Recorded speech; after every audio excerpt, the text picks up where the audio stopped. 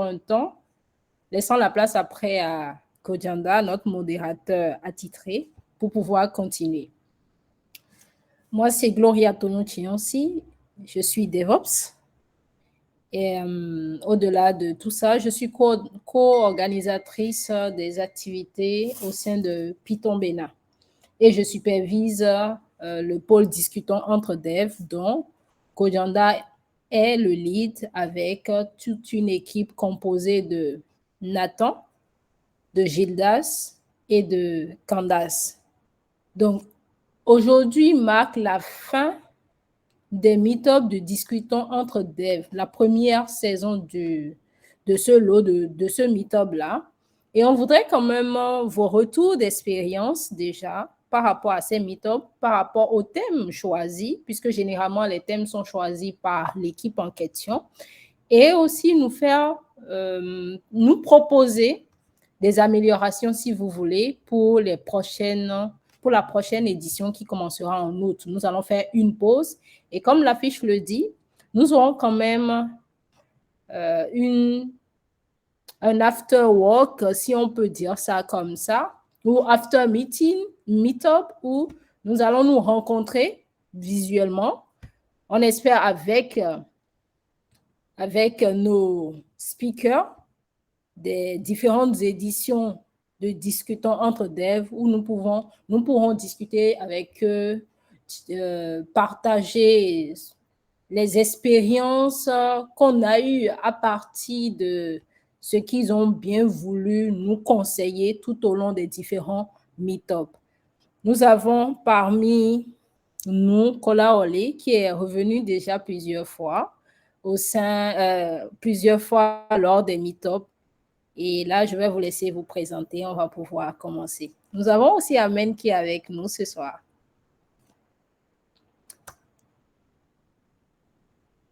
Qui veut bien prendre la parole? Je commence d'abord. Merci beaucoup. Ok, bon, moi c'est Kolawole Mangabo. Je suis actuellement développeur front-end à Foxtech ou encore FastFox. Bon, j'ai aussi récemment écrit un livre sur Django et React et puis bon, la plupart de mon temps, je fais un peu de blogging et je viens faire un peu de pagaille dans Python Bénin. C'est un peu moi ça.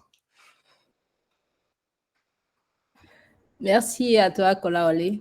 Un peu de pagaille, tu es sûr, mais quand même, c'est une pagaille instructive. On va laisser la parole à une autre personne qui voudrait bien partager, se présenter, partager son expérience.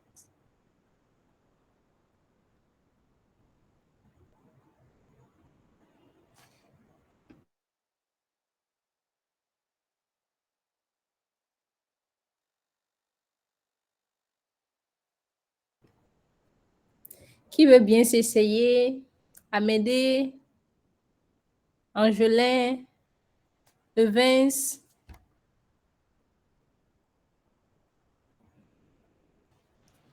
Hello, moi je peux y aller s'il y a personne. Oui, oui. Alors bonsoir, moi c'est Chancel Bandong, développeur back-end, développeur web back-end depuis le Gabon. Bon, depuis le Gabon récemment parce que j'ai appris au Bénin et puis bon, ça fait quelques mois que je suis rentré. Et voilà, je suis les mythes depuis le Bénin déjà.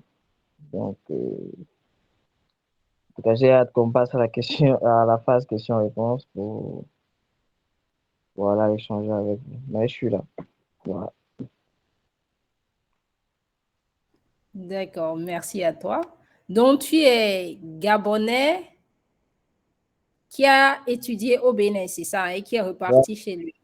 ouais, c'est ça, exactement. Ah, d'accord. J'espère que ton séjour a été des plus agréables au Bénin. Un merveilleux séjour. On est ravis de l'apprendre. Ouais. On va laisser d'autres aussi se présenter.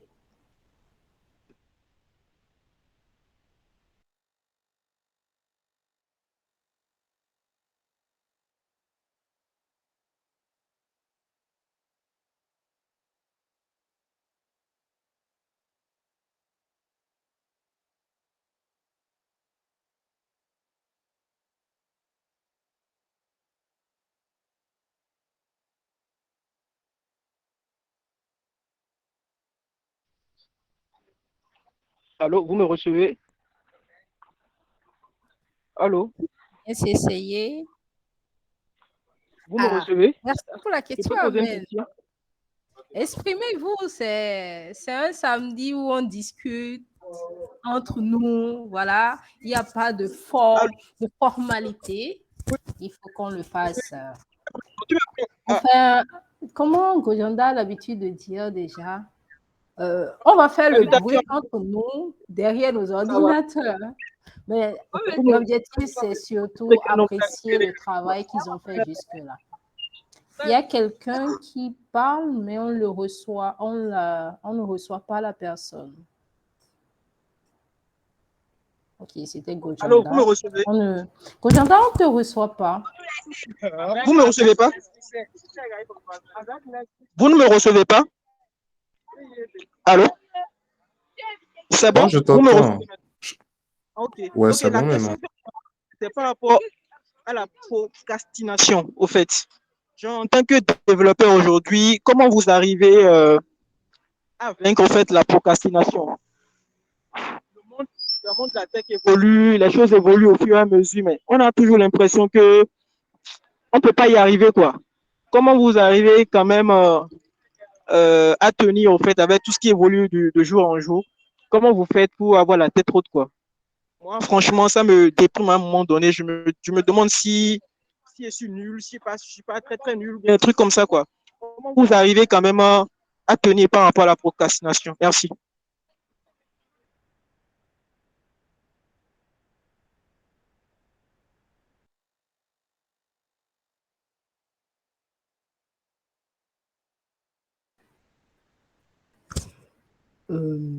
Non. Bon, si vous voulez répondre à la question de Gojanda, vous pouvez répondre. Mais vous présentez. C'est important qu'on se présente. On se rencontre depuis plusieurs vies, mais on ne se connaît pas tous. Et il ne faut pas oublier que nous allons devoir nous voir en présentiel bientôt aussi. Désolé, au fait, moi, je n'avais pas sur le début. Bon, moi, je n'ai pas besoin de me présenter, hein. Je pense que la Oui, on te majorité me connaît connaît. suffisamment assez. Ok, d'accord. Bon, lorsque on sera dans la section questions-réponses, donc n'oubliez pas de penser à moi, ma question, quoi. Merci. D'accord. Donc, ceux qui sont là déjà, présentons-nous.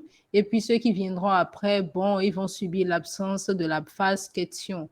Lorsqu'ils vont vouloir répondre à des questions, ils vont se présenter. Je n'ai pas entendu, à part Kolaole, Joanne, les autres, vous ne voulez pas vous présenter?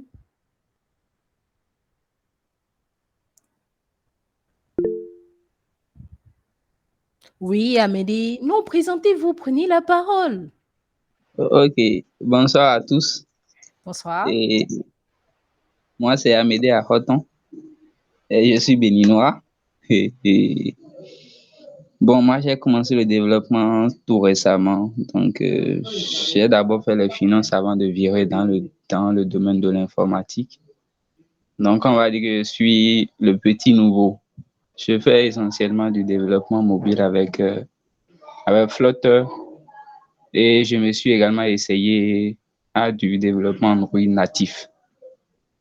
Je m'intéresse également un peu à du back-end avec Java et Spring notamment. Donc voilà.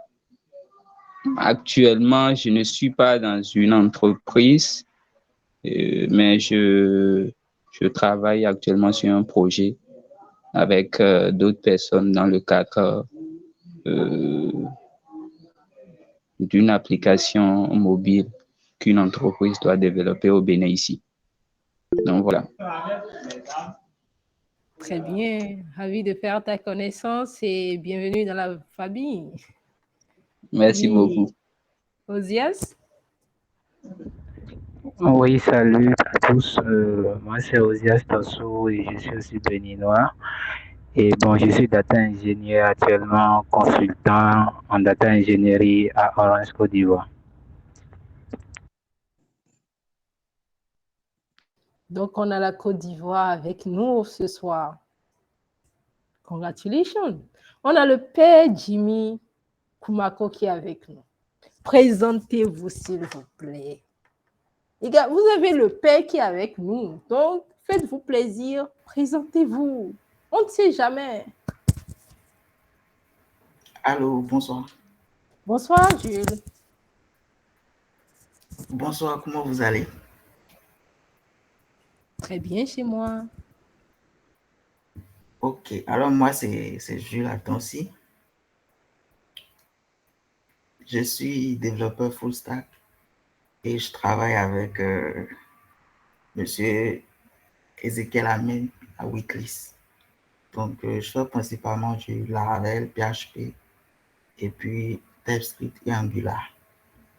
Donc, ravi d'être parmi vous.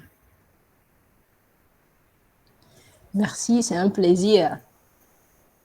D'autres personnes? Ok, plaisir partagé.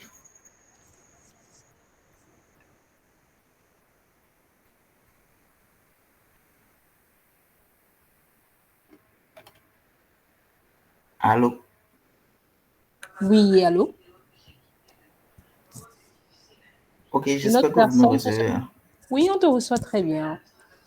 On voudrait bien que d'autres personnes aussi fassent le même exercice que toi, avant qu'on ne passe maintenant à une autre D'accord, donc phase. je vais laisser la parole. D'accord.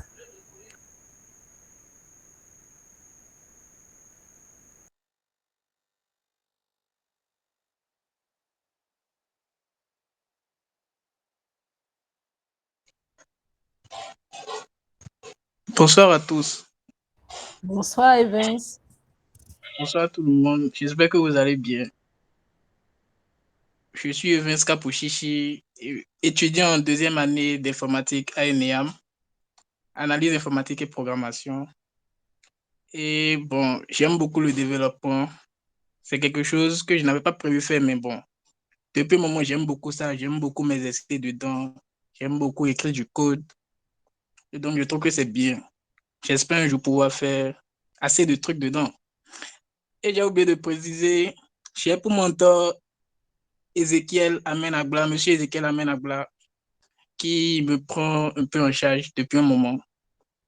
J'espère que c'est vrai que les cours ne me permettent pas encore de faire tout ce que j'aurais aimé faire, mais j'espère que ça aboutira un jour. Merci beaucoup.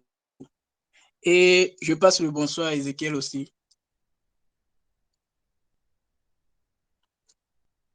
Donc, c'est tout ce que j'aimerais dire. Merci à toi et merci à Ezekiel de te prendre sous son aile.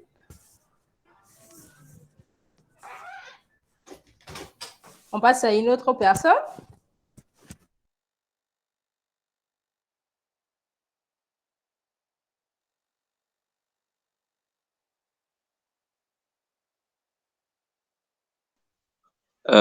Bonsoir à tous. Moi, je m'appelle Angelin Laourou Wiz. Je suis étudiant aussi en deuxième année d'informatique à ENEAM. Bon, j'aime beaucoup les techno-web, notamment Laravel avec lequel je travaille et Native Script pour le mobile.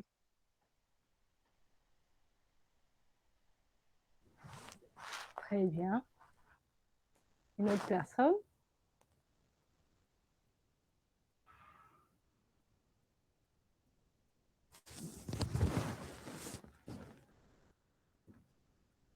Une dernière personne avant qu'on ne passe maintenant à une deuxième étape.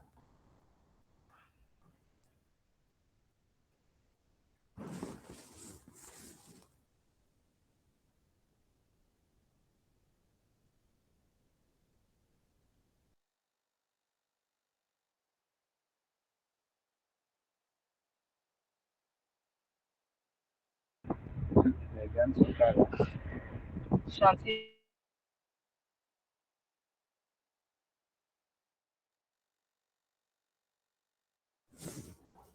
Bon, nous allons passer maintenant à une deuxième phase, puisqu'on a déjà toutes les présentations où d'autres ne veulent pas se présenter de sitôt. La deuxième partie, ce serait d'avoir vos retours par rapport à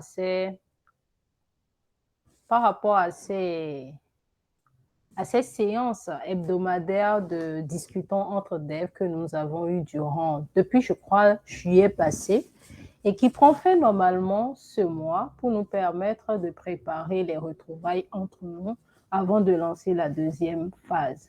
Donc, on voudrait bien vos retours sur ces samedis où on a passé du temps à partager de l'expérience entre nous. Je vais d'abord laisser la parole à nos speakers. On a au moins Kola Olé et Amen qui sont là. Et on va laisser aussi la parole à Kojanda s'il arrive à parler avec nous pour qu'ils puissent donner leur expérience, ce qu'ils ont tiré de ces séances-là, ce que ça leur a apporté. Et on va maintenant vous laisser la parole pour pouvoir nous donner aussi, nous faire part aussi de vos expériences de ce discutant entre devs.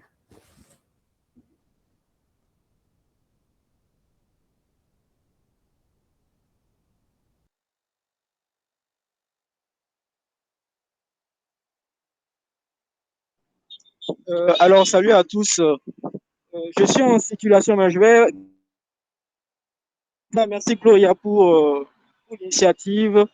Comme elle a dit, dans quelques semaines, voilà, le programme Discutons en Dev, voilà, ça fera bientôt 1 an. Et on a partagé beaucoup de choses ensemble et tout. On a la chance d'avoir nos speakers les plus réguliers. J'aimerais que Amen dise quelque chose. Ça t'a fait quoi d'être invité dans ce mythe-là?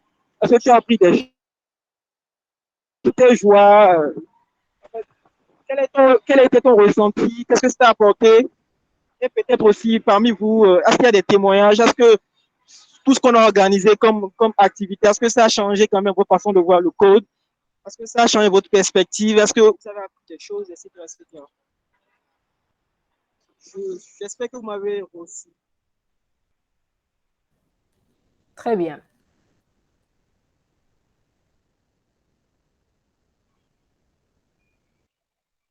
Donc, j'espère que vous m'avez bien reçu avec le bruit. Oui, on t'a reçu. On va laisser la parole à Kola Oli, puis Amen. D'accord. Bon, bonsoir encore tout le monde. Oui, je dirais que, bon, surtout moi, les mythes, ce que ça m'a apporté, ça m'a donné l'opportunité de pouvoir écouter des gens plus expérimentés que moi, des gens comme Amen, Corentin, etc., qui ont pu partager certains points sur des trucs qu'on n'a pas encore expérimenté, on n'a pas encore vécu, mais qui pourraient nous aider. Donc là, maintenant, on sait comment se préparer par rapport à ça. Et c'est pas des choses qui ont forcément rapport avec le code même. C'était souvent des choses qui avaient rapport avec la carrière, la vie à côté, comment gérer, comment, voilà, par exemple, être productif, etc., etc., des choses comme ça. Donc, je dirais que c'est surtout bien, cette partie-là. Moi, ce que peut-être je souhaiterais qu'on inclue à partir d'un moment, c'est peut-être qu'on puisse faire des trucs qui nécessitent un peu de coding, des trucs comme workshop, je sais pas. Voilà, genre une idée de Meet ou d'un truc, c'est un truc, bon, voilà, comment utiliser tel truc pour faire tel truc, je sais pas, un service de AWS pour faire telle chose. Pas un truc très complexe, mais quelque chose que quand même, quelqu'un pourrait venir démontrer rapidement dans un call. Je pense que ce serait un très bon ajout, au fait. Comme ça, on pourra toujours alterner vers les trucs qui concernent la carrière, comment évoluer, comment se faire connaître, comment se faire de l'argent, mais aussi sur des trucs un peu plus formateurs. C'est ce que moi, je pense actuellement. Ok, merci Kola pour tes suggestions. On va prendre ça en compte pour l'année prochaine. Et tout, on va insérer un peu des séances comme ça. Voilà. Si Amen est là, il faut aussi partager avec nous les retours en tant que speaker, en tant que aussi, en tant que speaker, en tant que membre. Je sais qu'aussi tu as passé à des meets. Qu'est-ce que tu as reçu? Voilà. Ok, bonsoir tout le monde. J'espère que vous me recevez correctement. Déjà, dans un premier temps, moi, je vais rejoindre les propos de Kola par rapport aux différents mythes organisés. Moi, j'ai beaucoup apprécié le fait que ça soit axé sur la carrière, d'accord? J'ai eu à écouter beaucoup de jeunes d'entre nous qui ont eu à poser des problématiques assez, assez pertinentes, d'accord? Qui constituent quand même le quotidien, hein, de tout développeur qui débute ou bien qui veut quand même évoluer dans ce métier-là. Et ça m'a permis de revoir un peu quelques plans à mon niveau. Parce que comme je fais du mentorat, déjà Open Classroom et de façon des nouvelles aussi, en tout cas, j'ai pu piocher quelques stratégies pour quand même améliorer ce que j'apporte comme, comment dire, comme conseil à mes mentees. Donc, franchement, ça a été bénéfique pour moi dans ce sens-là. Le second volet également, c'est les sujets abordés sur la gestion du temps. Bon, Jacob, tu as ramené encore ce débat-là. Il y a la procrastination, tout ça. Donc, bon, il y a eu déjà je crois, hein, Gloria qui a déjà eu à faire un mythe sur ça, même si je n'ai pas été présent quand même, mais dans les mythes qui ont suivi, j'ai remarqué que beaucoup ont apprécié et tout. Donc, c'est des sujets qui sont assez pertinents et qui permettent quand même de rendre les développeurs plus productifs et, mis à part même le métier de développeur, toute personne voulant plus de productivité dans ce qu'il fait. Voilà, donc, franchement, je pense que ce que vous avez mis en place là, c'est top, c'est top. Et on a eu de très grosses pointures sur les différents mythes, les interventions et tout. Et ça ne fait que du bien. L'autre côté, concernant les apports, Colin également, il m'a devancé. Parce que j'ai remarqué qu'il n'y avait pas vraiment de mythe orienté code, orienté outils. D'accord? La dernière fois, dans un mythe, quelqu'un a abordé les notions de clean code, de clean architecture, de TDD et autres. Et quand là, je crois, hein, bien c'est Corentin, il essayait de lui demander mais comment il fait et tout, comment il arrive à découpler le framework de la logique métier et tout pour ne pas à chaque fois casser tout son projet quand il essaye de faire des montées en version ou bien s'il y a un souci au niveau du framework et tout ça. Donc ça serait bien d'inviter ces genre de personnes-là à intervenir sur ça. Ce n'est pas de créer un projet from scratch, hein. C'est juste, s'ils ont dit un projet, des trucs qu'ils ont déjà eu à faire, de venir présenter, tu vois. Je crois qu'il y a Facine Claude qui a lancé une libre. Jacob, je crois que tu as aussi tu es contributeur, non? Qui disait par exemple, donc c'est quelque chose qu'il a fait pour la communauté. Ça serait bien, par exemple, d'appeler des personnes comme ça, qui a fait des packages, des livres, des trucs comme ça, à venir présenter et à expliquer la pertinence de ce qu'ils ont fait et comment ils ont eu à coder et tout. Tu vois, donc, mis à part côté carrière, il faut aussi penser à des séances pour nous permettre tous de monter en compétence ou bien d'acquérir de nouvelles connaissances techniques. Donc, c'est tout ce que moi j'ai à dire.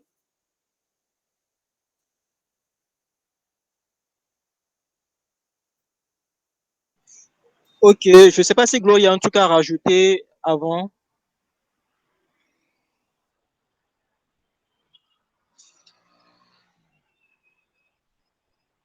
Gloria, tu es là. Est-ce que tu as une question à poser, un truc comme ça? Non, la question que j'aurais à poser, c'est plutôt vis-à-vis de toi-même, Gojanda. Qu'est-ce que tu as... Quel est ton témoignage de ce meet-up que tu as piloté durant toute une année? Bon, moi j'ai beaucoup de choses à dire, mais je vais être bref. Non, ne dis pas beaucoup, merci. Vous me connaissez. Pour être bref, sincèrement, je dirais que ça a été pour moi, en fait, beaucoup de choses. Ouais, j'ai toujours voulu être dans un environnement où il y avait des développeurs, des personnes avec qui je pouvais partager mes joies du métier, avec qui je pourrais partager mes peines, avec qui je pourrais discuter de beaucoup de choses. En étant modérateur, c'était comme si j'étais assis et je buvais de l'eau, tout simplement. C'est comme si les pères, au fait, renversaient de l'eau et moi, j'ouvrais la bouche, puis l'eau se renversait dedans. En matière de gestion de temps, en matière de prise de parole, il y a notamment beaucoup de choses qui m'ont marqué. Je vais juste dire deux choses.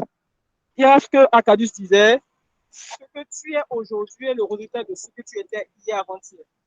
Donc, si aujourd'hui tu te plains, tu dis que voilà, ça ne va pas dans ta vie, c'est sûrement parce que hier avant-hier, tu n'as pas travaillé pour que ta vie d'aujourd'hui soit meilleure. Et aussi, l'autre chose, c'est que c'est le partage du père Salim qui m'a beaucoup touché, qui m'a influencé. Quand il disait se réveiller à 3h30, machin, cela m'a beaucoup influencé et tout. Et pour ceux qui m'ont suivi un peu, j'ai commencé le challenge 90 jours que j'ai malheureusement interrompu pour des raisons de santé. J'ai quand même appris beaucoup de choses. Je m'en arrêter là pour ne pas vraiment trop long si je disais beaucoup de choses. Merci. Méo, avec ce que tu as partagé aussi, voilà, le mythe sur. Il y a vraiment beaucoup de choses. Je relis les mythes à chaque fois quand j'ai le temps sur YouTube. Et à chaque fois, je m'abreuve à ce que toutes ces personnes ont dit. Et ça me nourrit et ça me permet d'évoluer et d'avancer. Sur la carrière, il y a vraiment beaucoup de choses. Maintenant, comme apport, moi, je n'ai pas vraiment d'apport. Peut-être que je vais aller dans le même sens que ce que les autres ont dit. Peut-être qu'on va essayer d'insérer un peu des programmes de coding aussi. C'est bon d'être aguerri pour la vie professionnelle, mais il faudrait aussi qu'on soit aussi compétent avec tout ce qui se passe, qu'on soit à jour des outils, qu'on invite des gens qui ont des compétences assez pointues pour résoudre des problèmes pointus. Là, on sait comment ça fonctionne, quoi. Donc, voilà un peu ce que moi j'ai à dire. Vraiment, merci surtout à ces invités-là. Et surtout aux participants, parce que sans eux, sans le mythe, il n'y a pas de mythe, quoi. Vous avez été nombreux durant tous ces mythes-là à nous écouter, à m'écouter aussi. Cela m'a fait vraiment beaucoup de plaisir d'être là, de parler avec des gens, des questions posées. C'était vraiment excellent. Donc, pour finir, je tiens juste à rappeler que toutes les vidéos, on a quand même fait l'effort quand même de répertorier quand même pas mal sur YouTube.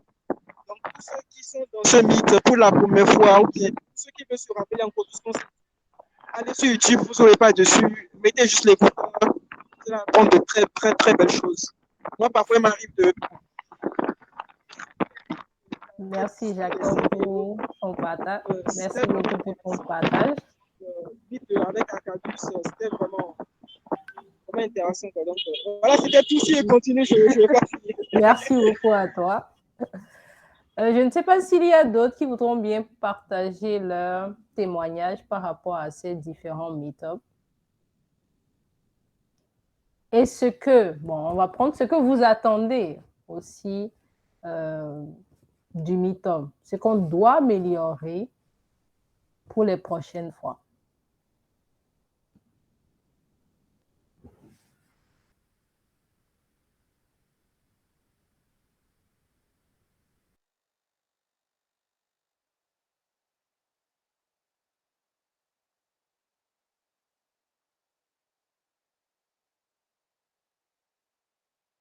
Je sais qu'on voit généralement Osias de temps à autre dans ces meet-ups-là.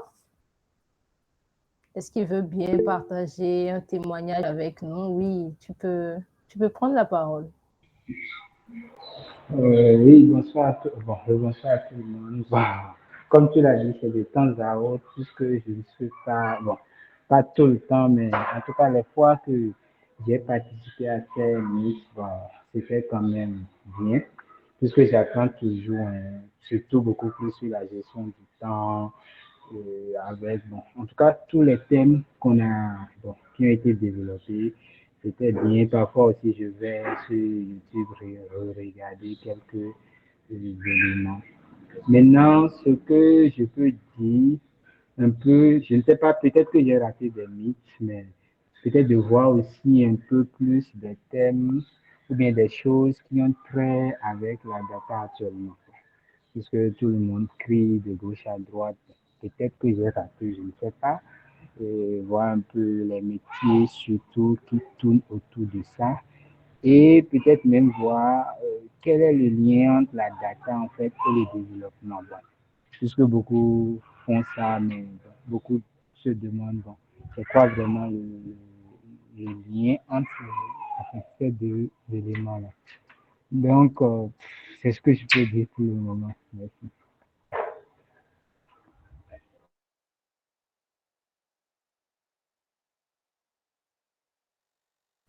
Par rapport au mythe autour de la data, nous avons eu un mythe avec Kevin Dejila autour de ça.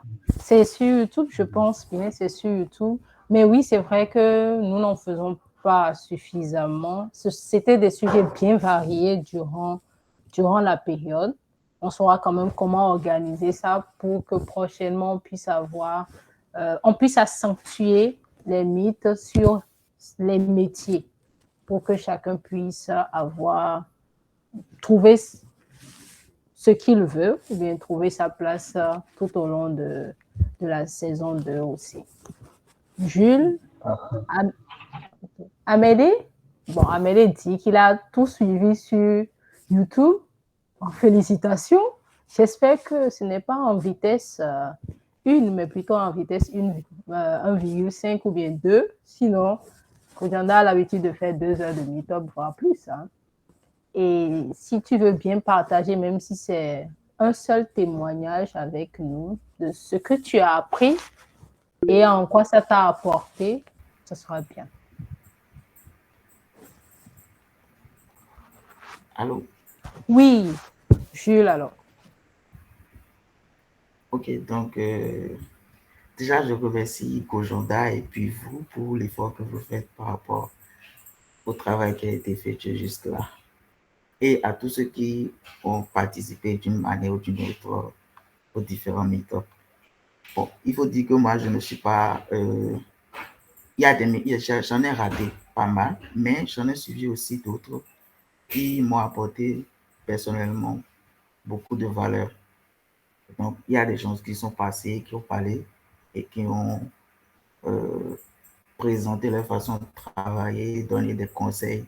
Je veux parler des pairs comme Amen, Kola Olé et d'autres personnes qui sont venues. Et à travers ce qu'ils ont dit, moi, j'ai personnellement appris pas mal de choses. Donc déjà, par exemple, sur l'aspect de comment il faut gérer les contrats et tout avec la boîte dans laquelle on travaille. Ça, par exemple, c'était un côté que moi, je négligeais beaucoup. Donc, avec les différents meet-ups, je pense pas qu'il y a eu un meet-up là où j'ai appris qu'il faut vraiment, c'est un côté qu'il ne faut pas négliger aussi. Donc, avec ça, je suis un peu regardant sur cet aspect de la chose, vous voyez un peu. Maintenant, par rapport aux améliorations futures, comme l'a dit Kola Olé et Amen, je souhaiterais qu'on mette un peu du code, qu'on passe un peu à l'action et tout, avec aussi des retours d'expérience. Si par exemple, toutes personnes ont utilisé des technos qu'ils trouvent géniales, ils veulent partager avec nous, par exemple. Ouais. Donc, moi, je trouve sur YouTube des vidéos où on vient nous faire des devs, viennent faire des présentations sur tel techno et ils discutent, ils donnent leur point de vue, enfin, ils présentent les avantages et les inconvénients de la technologie. Donc, si ce genre de choses, on peut commencer par faire ça. Je pense que ça va être beaucoup plus fun et beaucoup plus intéressant. Donc, c'est ce que j'avais à ajouter. Merci. Merci beaucoup, Jules. Oui, Joanne, le Gabonais.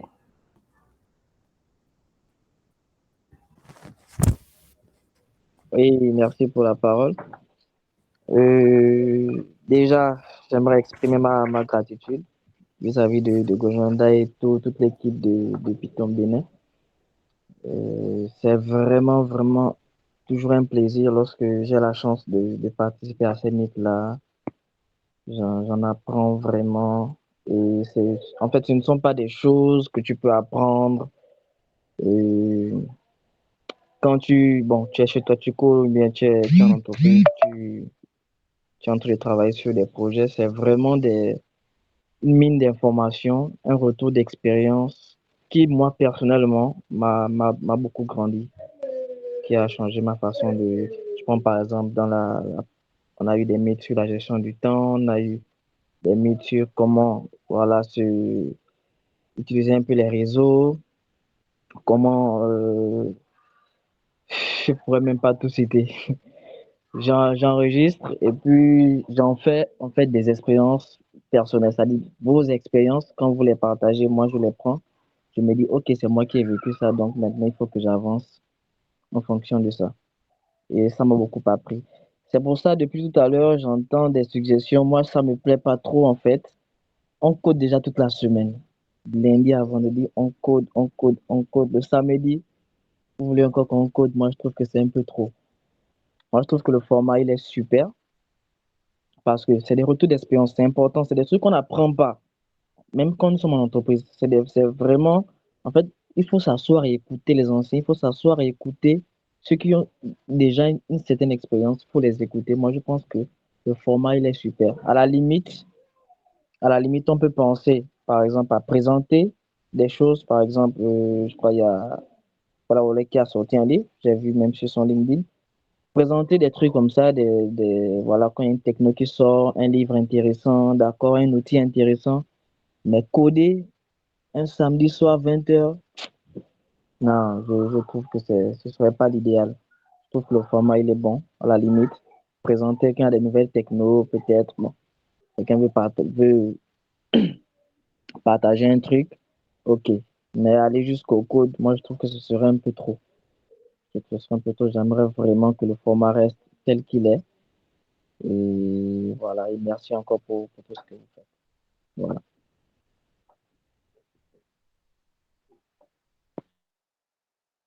Merci Chancel. Gloria, si tu permets, j'aimerais glisser un petit mot. Chancel, c'est quelqu'un avec qui j'étais resté il y a longtemps. Et c'est avec lui, on avait commencé le club informatique à HECM. C'est avec lui, au fait, les premiers grains du mythe a commencé.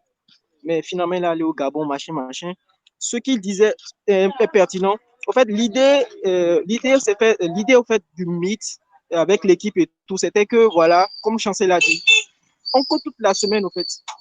Genre, toute la semaine, on a une lot de bugs, nos lot de malalalala. Soit c'est de nous abreuver tout simplement de nouvelles expériences. Mais comme l'a dit Kola et puis Amen, on va essayer de voir dans quelle mesure, avec l'équipe, on pourra en tout cas pas trop ennuyeux. Il faut écrire si on doit écrire du code, peut-être qu'on a des séances en présentiel. Je pense que Python Bénin, il y a une section pour ça, des séances en présentiel pour présenter les outils. Si, en fait, nous, on verra quand même dans quelle mesure et essayer d'agrémenter tout ça pour que ça soit bien. Merci, Jacob, pour la réponse. C'est vrai, comme il l'a dit, c'est prévu normalement au sein de Python Bénin de faire des activités techniques en présentiel. On en avait l'habitude avant. On faisait plus ça en présentiel autour de nos jus et de nos petits fours. Et, avec Covid, ça a changé. Et ce discutant entre devs est intervenu à un moment où on était, on va faire que nous allons juste prier pour le repos de l'âme de Shaddai. Donc, c'était une période où on était en deuil plus ou moins. Donc, les activités ont freiné, toutes les communautés, que ce soit GDG et autres. Nous avons fait vraiment une pause.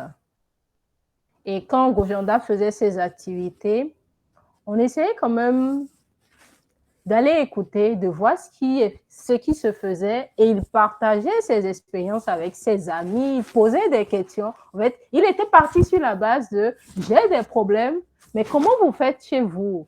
Comment vous résolvez tel ou tel problème ?» C'était ça, le meet-up de Gojanda. On s'est dit, pourquoi ne pas le laisser le faire au grand public de Python Bénin et de gérer le meet-up, de le faire, d'inviter les gens à parler, à s'extérioriser, en fait, c'est ça. Donc, chacun est dans son coin, vit des choses sur le plan professionnel, mais pense que, bon, d'autres n'ont pas vécu ça.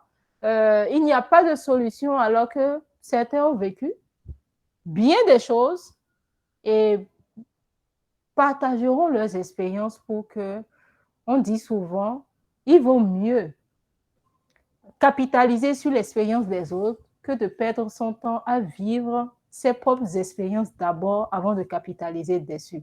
Donc, on a déjà vécu ça. C'était ça le discutant entre devs. Poser des questions, trouver des solutions à des problèmes professionnels ou de la vie courante. Et bon, comme vous avez proposé faire des codings au sein du Meetup, on verra bien. Si c'est présenter des outils, des librairies, voilà, Kolaole qui a écrit son livre, expliquer un peu comment certaines choses peuvent se faire très vite, comment mettre en place des structures, parce que oui, on sait que certains frameworks ont leur structure de base, mais en tant que développeur, on peut revoir la structure, la logique, bon, pas la logique complètement, mais revoir les structures pour aller vite.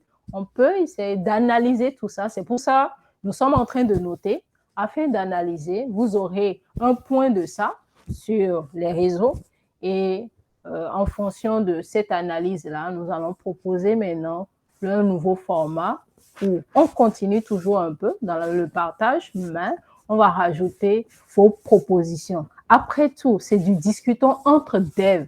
Ce n'est pas un meetup Python Bénin tout simplement. C'est vrai, c'est Python Bénin qui organise, mais c'est faire avec vous, c'est faire pour vous. C'est ce qu'il faut savoir. C'est du discutons entre nous, devs. C'est ça. Dans les meet-ups coding, il y en aura. À partir du second semestre, il y en aura. Nous allons organiser une fois par mois. Il y a de la sécurité qui vient avec des challenges. Vous allez voir. Junior, vous posez la question de savoir dans le groupe s'il y a des personnes qui ont des side projects sur lesquels ils peuvent faire des activités. Ça viendra courant la deuxième moitié de l'année. Voilà un peu pour éclairer la lanterne de certaines personnes. Kojanda fustige la chose parce qu'on ne lui laisse pas forcément tout extérioriser, parce qu'on essaie quand même de dire il y a d'autres volets des activités qui prennent en compte ci et ça, donc il ne faut pas faire un mélange. Voilà un peu. Je ne sais pas si on a répondu à vos préoccupations, mais ne vous inquiétez pas, nous prenons en compte toutes vos suggestions quand même. Des témoignages ou vous voulez partager quelque chose avec nous? Déjà, on a la chance d'avoir le père Jimmy, Corentin avec nous.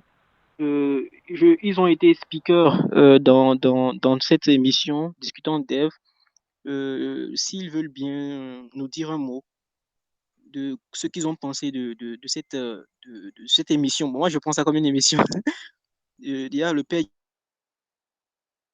c'est vrai que je t'ai invité, mais tu as aussi intervenu aussi une fois, je me rappelle, dans le Meet, et tu nous as appris beaucoup de choses et tout. Tu as sûrement, c'est que l'émission, en tout cas, tu trouves un intérêt par rapport à cette émission. Dis-nous un peu ce que toi, tu en penses, ton ressenti et tout. Puis après les autres, quoi. Merci.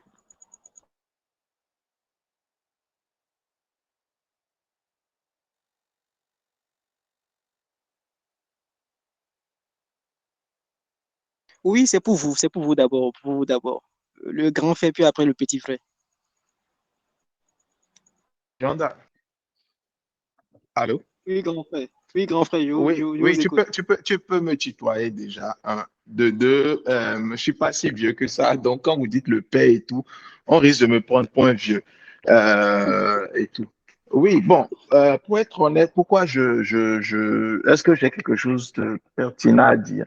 Moi, je suis parce que, bon, quand j'étais à mes débuts, moi, j'ai beaucoup appris d'événements dev que d'autres personnes organisaient, donc des personnes plus expérimentées et tout au tout début, moi, de ma carrière. Donc, c'est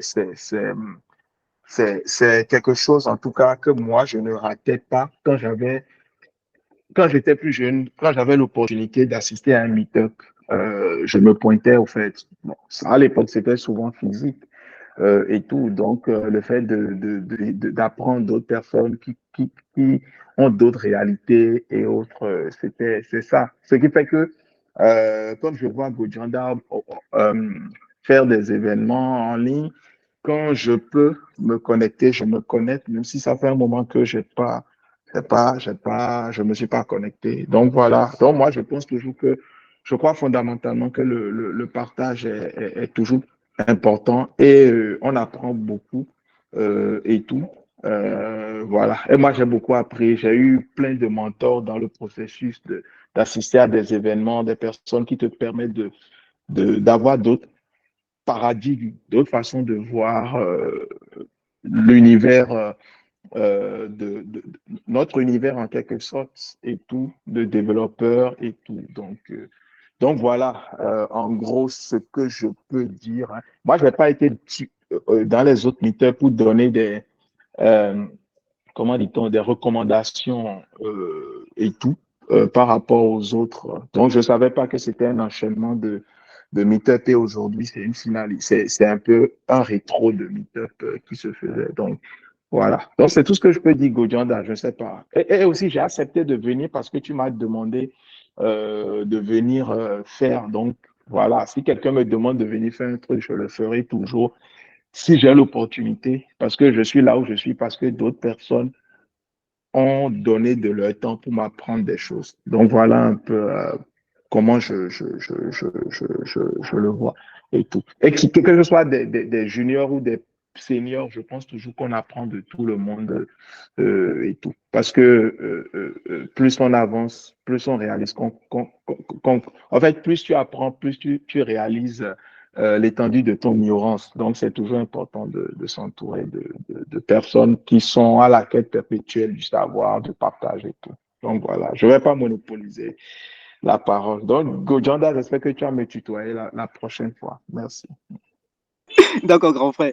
Ce que je sais, c'est que je ne sais rien. Voilà, c'est le résumé de ce qu'il a dit.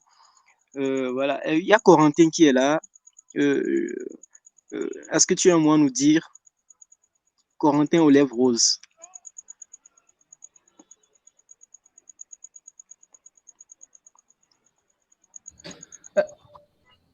Allô, Oui, vous m'entendez? oui, on te reçoit. Ok, bonsoir à tous. Bon, moi, il n'y a pas grand-chose à dire. Les quelques fois que j'ai suivi, c'était bien. C'est tout. Oui, mais je pense qu'on t'avait invité une fois pour un meet Oui, par oui. rapport, c'était par rapport à ta d'expérience. Tu peux nous dire un peu ce que tu as retenu ou bien ce que toi tu as gagné, enfin, ce que tu as gagné, est-ce que les autres t'ont apporté? Juste deux mots. Oui, c'est ça, il dit, c'était bien. C'est toujours bien de savoir qu'il y a d'autres qui ont le même problème que toi. Et voilà. Et que bon, ils ont des solutions aussi à cette. Ils voient le monde d'une autre manière que tu ne le voyais pas. Comme ce que le grand frère a dit tout à l'heure, Kwasi. So, c'est un peu ça.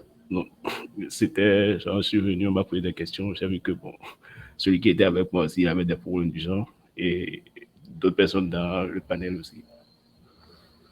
So, c'était bien. Ok, merci Corentin et merci d'avoir participé à ce meet. Ok, Gloria, je te laisse la parole. Merci, Corentin. Merci, je vais le dire encore, au père Jimmy pour son partage. Merci à vous tous pour vos partages. Je ne sais pas si vous avez encore d'autres suggestions.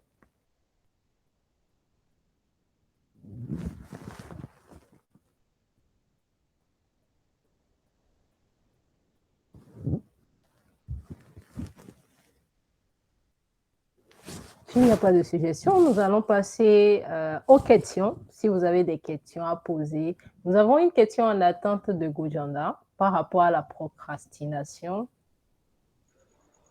Gloria, si tu permets rapidement, j'aimerais revenir par rapport à un point. On a parlé tout à l'heure des suggestions. Oui. C'est vrai qu'on a imposé, par exemple, le mythe aujourd'hui, on l'a fait à 21h. Mais déjà, par rapport aux heures du mythe, ou bien par rapport au fait que ça soit de façon, par rapport au fait que ce soit pas quinzaine, est-ce que vous appréciez ça ou bien vous voulez d'autres jours? Est-ce que ça vous convient les vendredis, les samedis à 20h? Si par rapport à ce point-là, si on peut discuter, ça serait bien au fait, rapidement quoi. Si ça vous convient, les horaires de et tout. Si voilà, ça ne vous convient pas, c'est vrai que les gens, c'est pourquoi on avait ramené ça à 20h, pour qu'on finisse tôt, 1h30 maximum. C'est vrai que parfois, je vais au-delà, 2h, c'est vrai, mais le but, c'était 1h30 de discussion dev, quoi. Est-ce que ça vous arrange vraiment les samedis 20h? Est-ce qu'il faut revoir les heures, etc., etc.? Parce que c'est mieux de le faire. Vous voulez que ça soit de façon hebdomadaire. Si déjà deux, trois personnes peuvent réagir par rapport à ça, là, on saura que voilà, qu'on est dans la bonne directive.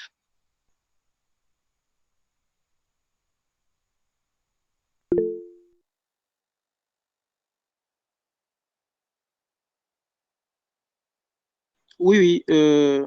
Quelqu'un a levé la main. Oui, Osias, oui, tu peux prendre la parole.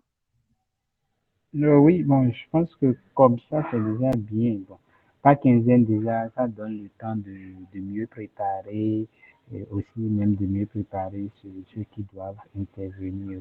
Donc, comme ça, c'est bien. Maintenant, le samedi, bon, si ça peut être à 21h, franchement, comme ça, ce serait aussi bien. Et qu'on fasse l'effort d'être dans le temps, sinon une heure ou 1h30, on fait exactement ça. Là, ça permet à tout le monde d'être focus, de caler un programme de telle heure à telle heure et de suivre cela.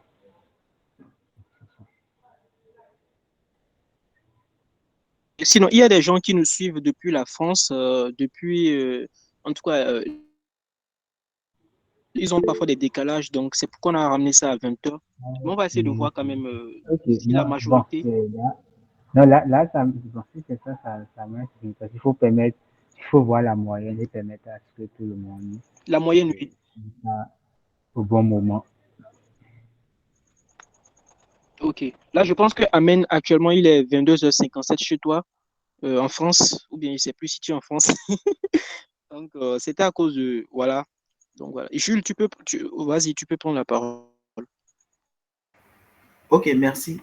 En fait, ce que je veux dire, c'est que moi, j'aimerais bien qu'on garde ça sur les samedis, mais que ce soit un peu plus tôt. Je veux dire à partir de 19h. Pourquoi je dis ça? Parce que, bon, en fait, pour moi, c'est personnel, hein.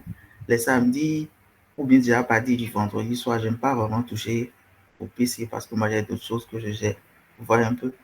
Donc, si je pense qu'on peut mettre ça déjà à 19h et finir au plus tard à 21h, c'est bon pour moi. Parce que là, actuellement, on s'en va vers 22h et puis peut-être même 23h quand la discussion va devenir intéressante. Donc, c'est ce que j'avais à ajouter entre 19h. Voilà. D'accord, pas de problème. Ce qu'on va faire, on va faire un sondage dans le groupe, dans les communautés dans lesquelles on intervient. On va essayer de recueillir, au fait, la moyenne. Si c'est 19h, 20h, on va essayer de voir et tout. Donc, je profite aussi pour souffler que peut-être que je c'est un spoil. Ceux qui sont intéressés par la modération, c'est-à-dire parce que Gloria et moi, on est en train de faire actuellement, prendre la parole et tout, boire, au fait, à l'eau des pairs, près du fourneau, pas cela. Vous pouvez vous rapprocher de Gloria ou de moi. On va commencer le processus ensemble. Là, comme ça, même si un modérateur n'est pas disponible, sur le site. Bon, Gloria, je te laisse la parole pour la section questions-réponses. Merci, Goyanda. Merci à tous pour vos témoignages et vos suggestions. On va passer aux questions. Et on va traiter les questions sur 10 minutes et puis on passera à autre chose. Avez-vous des questions?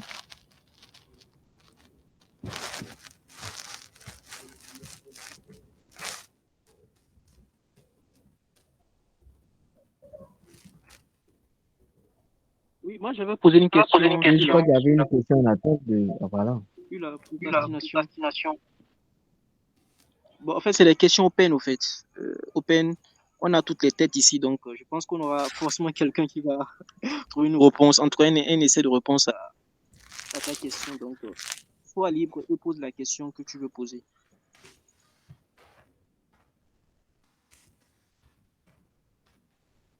Sinon, moi, je vais poser une question, je ne sais pas, je vais peut-être la rappeler. En fait, aujourd'hui, comme l'on dit beaucoup, le monde évolue, le monde tech évolue. Il y a beaucoup de choses. Quand tu prends déjà le JavaScript, ça évolue très très vite. Quand tu prends les frameworks, ça évolue très très vite. Tu fais du Vue.js et voilà, rapidement, il y a Nest 3 qui sort, il y a plein de trucs. On a l'impression que tu n'as pas le temps de vraiment digérer chaque chose, quoi. Cette Corentin le disait la dernière fois, on n'est pas obligé de faire la mise à jour, mais tant qu'on est dans ce métier-là, c'est comme si on n'a pas la paix. Maintenant, à des moments donnés, quand on n'arrive pas à suivre, on se sent un peu délaissé. On a ce qu'on appelle on est un peu has-been, quoi, comme le disent les gens.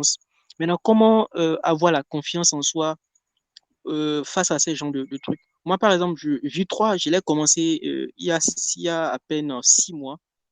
Pourtant, c'était sorti depuis quelle année, je ne sais même plus. Donc, quand j'avais des offres, je refusais, me disais que je n'avais pas la compétence. Mais quand j'ai commencé par apprendre, je me suis rendu compte que c'était pas si compliqué que ça. Et j'avais comment vous arrivez à vaincre ça? Comment vous arrivez à être à jour, à ne pas avoir peur, par exemple, de postuler à des offres, des trucs comme ça, malgré que vous savez que vous n'êtes pas à jour, ou bien malgré le fait que vous savez que c'est pas OK, quoi. Moi, j'ai tendance à ce que tout soit OK avant de me lancer. Comment vous Là, faites ça? là, on a une deuxième question. Et si on laissait l'auditoire nous répondre par rapport à ta première question, et puis on revient à ça. Il n'y a pas de problème. Good. Le micro.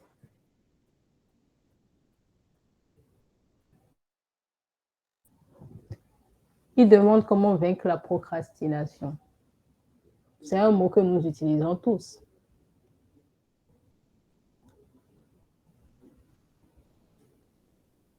D'accord, je dis qu'elle s'est compris. Mais tu peux toutefois écrire, on va lire ta réponse aux autres. Oui, qui voudrait bien répondre?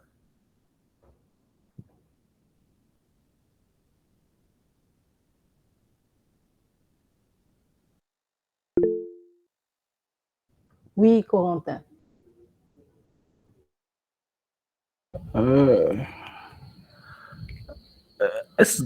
Bon, moi, je vais plus m'attarder sur ce qu'elle a dit, sur comment se garder à jour. C'est bien ça, non? D'accord, oui. Bon, je me dis que, bon, c'est pas je me dis, un if restera toujours un if. Le plus important, c'est de savoir comment ça fonctionne derrière. Et si tu as vraiment... J'ai bossé avec quelqu'un qui me parlait souvent des fondations. Pour la petite histoire, j'ai bossé avec un gars et il me faisait faire... J'ai quitté l'école, je savais faire l'AV. Et quand ma vie m'a dit, tu as fait que Python. J'ai dit, mais moi, j'aime pas Python. Je sais même pas ce que c'est. Il me dit, t'inquiète. Il m'a donné des exercices. Je ne savais même pas, donc j'ai commencé par écrire du Python. Chaque fois que je voulais faire un autre langage, il me disait non, je t'ai demandé de faire Python. Chaque fois que je voulais faire un autre langage, il s'en rendait compte, il me rappelait, je te demandais de faire Python. Jusqu'au jour où, il y a disons, 10 mois, non, 10 ou 11 mois, quelqu'un m'a contacté pour faire un entretien en JavaScript, précisément TypeScript, que je n'avais jamais fait. On m'a envoyé l'exercice un vendredi.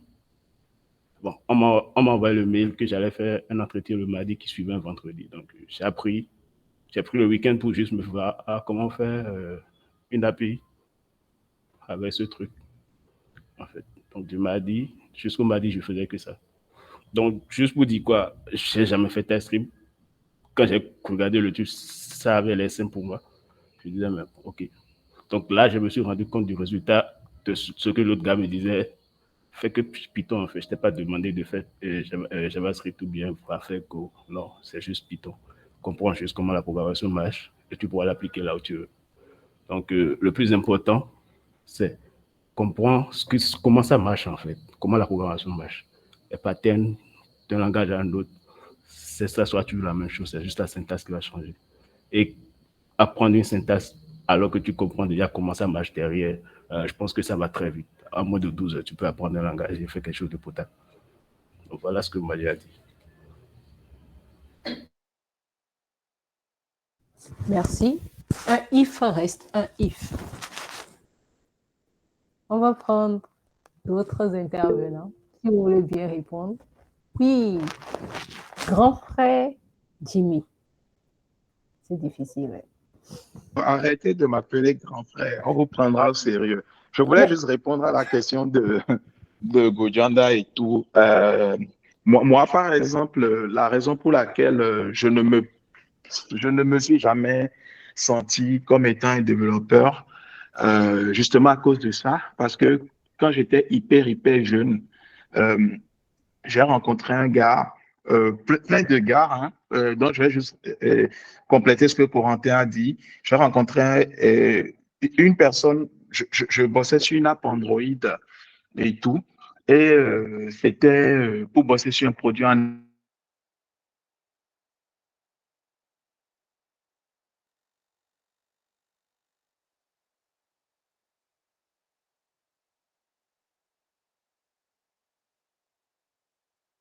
interne chez Google, assez dessus. Allô? Allô? Oui, Allô? maintenant on t'entendait plus bien là, c'est bon. Ok. Oui, donc je disais que je bossais sur Android. Maintenant, la personne qui devait review mon code n'avait jamais codé du mobile. Et c'était un SRE, Seed Reliability Engineer, qui ne faisait que du Go. Au début de Go, le gars, il a revu mon code, il a corrigé. Elle a poussé les corrections et m'a fait un retour détaillé des corrections qu'il a eu à faire. Et le jour-là, je me suis dit, je ne vais pas m'appeler développeur tant que je ne suis pas comme ces gars-là. Donc, le truc, au fait, l'objectif n'est pas de rester à jour ou d'apprendre 1000 technos et tout. C'est que il faut connaître les mental models et tout qui régissent, au fait, tout ce qu'on fait. Parce que tu prends, que ce soit du React, du Flutter, du Swift UI, du Jetpack Compose, blablabla, blablabla.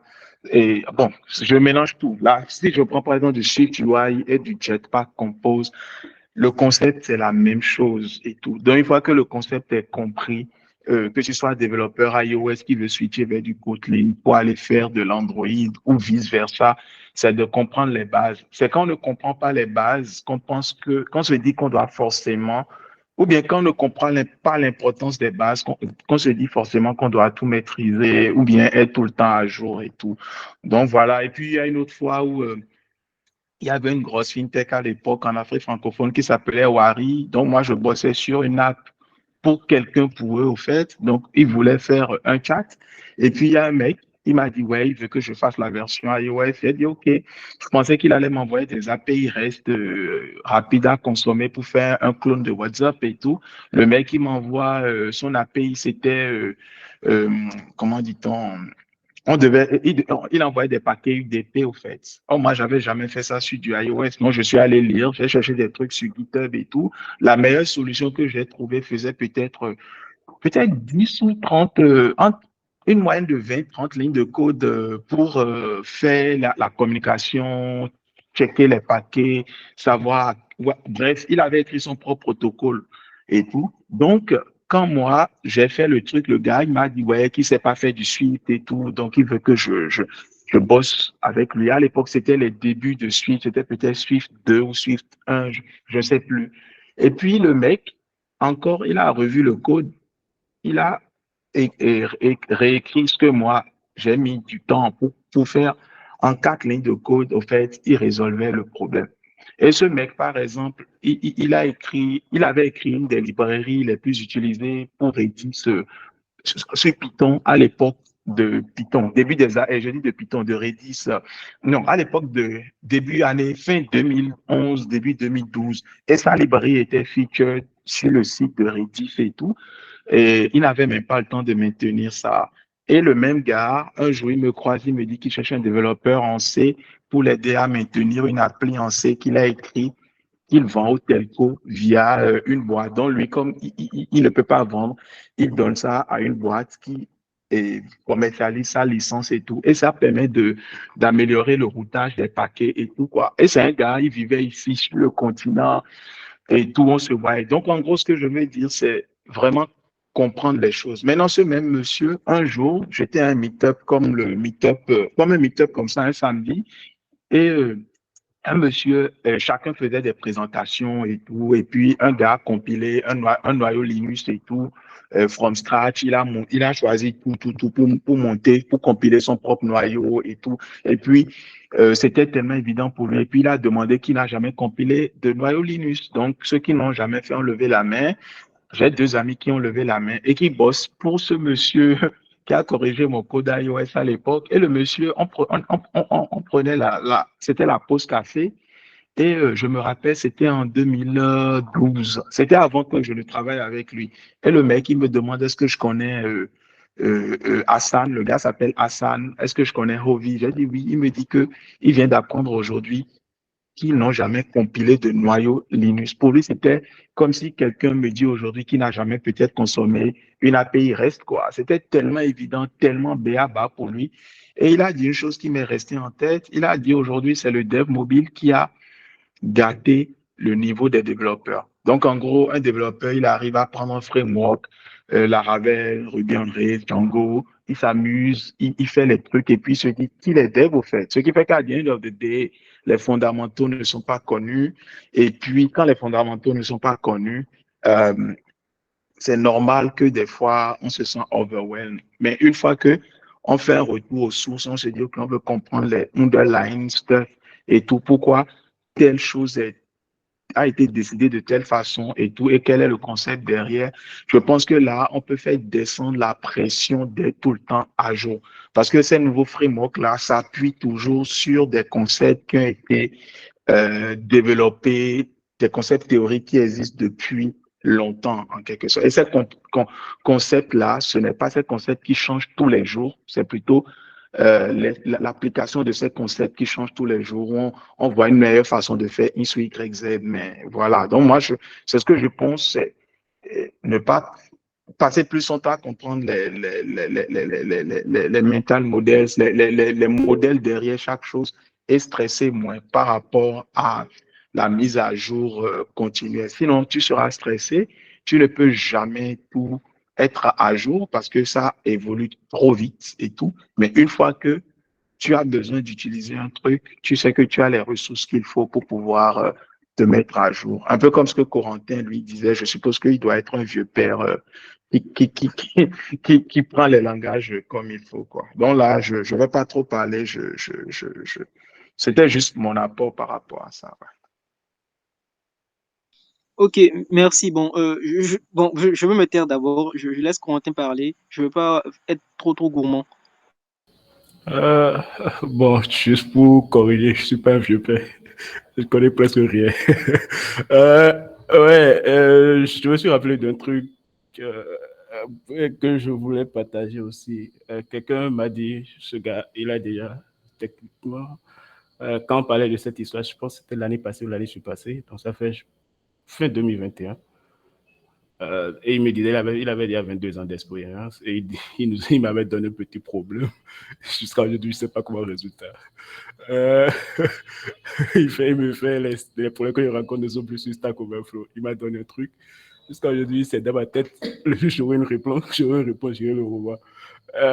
Il dit que pour apprendre qu'il va lire le code des commandes Linux, en fait, qu'il va lire, il va voir un peu comment les choses sont agencées. Donc, à 16 heures perdues, ce qu'il fait, c'est il prend une documentation, le monde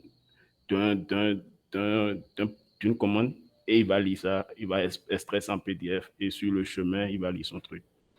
C'est comme ça, il apprend, et il lit le code source en tout cas, beaucoup de trucs Linux, il lit ça. Et aussi, il m'a dit, si tu veux comprendre quelque chose, c'est du code. Donc, faut juste mettre ta main à la pâte. Au lieu de chaque fois aller chercher la documentation, par exemple, si tu lis la documentation une, deux fois, la troisième fois, c'est lire le code source. Au début, c'est pas obvious, mais après, effectivement, on commence vraiment pas à comprendre grâce à lui, j'ai lu une bonne partie de la documentation de Django, du code de Django quand je faisais encore Python dans le temps. Aujourd'hui, je lis beaucoup sur TypeScript, je ne comprends même pas quelque chose. J'essaye toujours. Donc, oui, ça, c'est une méthode qui m'a filé. Et je pense que je l'ai appliqué, je continue de l'appliquer, ça marche bien. Quand tu n'as pas grand-chose à faire, il faut lire le code des gars, surtout du framework que tu utilises par défaut. Le code, comment ça marche, comment ils ont agencé les choses, et ça passe vite.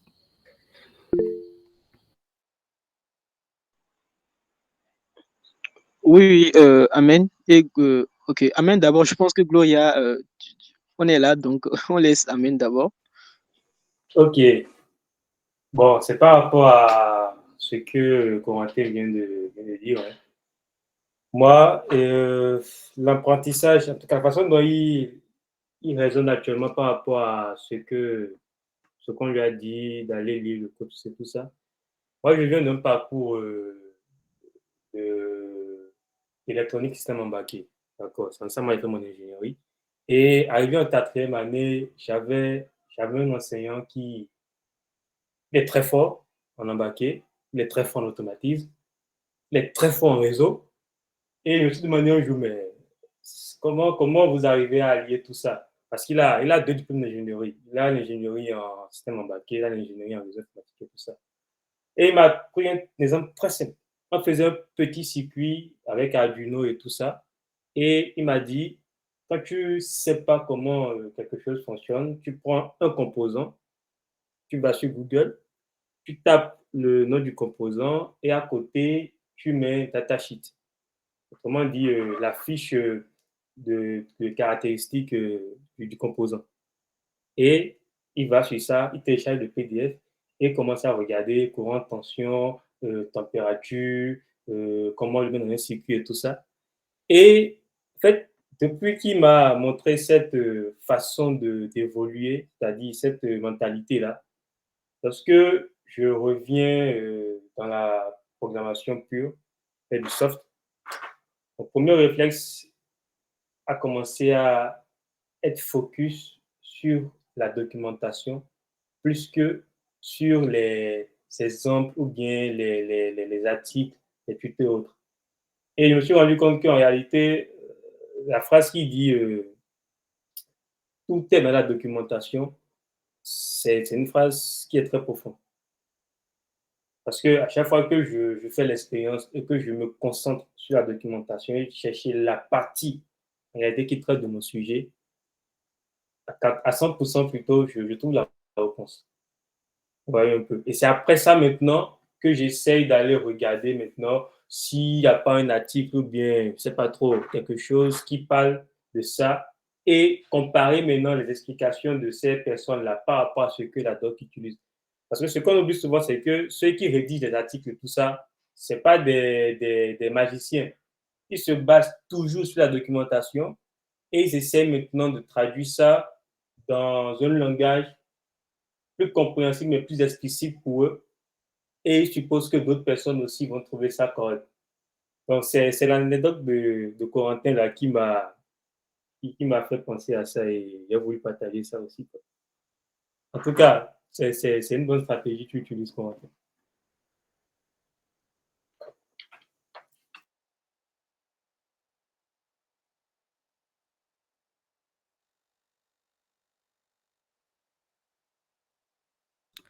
Merci. Oui. Merci à Oui, Jimmy. Gloria. Oui, merci à Jimmy, merci à Corentin, merci à Amen. C'est toujours dans le même sens que Corentin. Je me rappelle que mon chef projet a l'habitude de dire, lisez la documentation, laissez YouTube tranquille, laissez les articles tranquilles, mais allez me lire la documentation du framework ou du langage en question. Il nous fait lire toute la documentation, d'abord avant de commencer le premier sample project. Et pour encore compliquer la vie, il nous demande d'aller sur Internet qui a le code source de Telegram qui est là. C'est quelqu'un qui cherche les design patterns, qui s'inspire de bien des projets qui existent déjà et cherche à voir s'il y a les codes sources qui sont disponibles où il peut lire ces codes sources, étudier ces codes sources pour améliorer au quotidien les projets. C'est Chabel Chiakwe et il le fait bien et il nous emmerde suffisamment par rapport à ça. C'est juste pour partager mon expérience.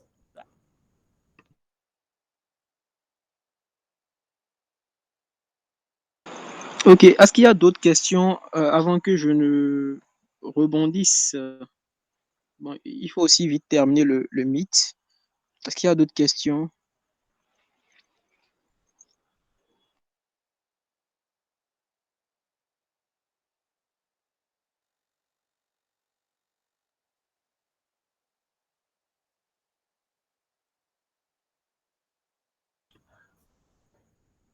Il n'y a plus d'autres questions?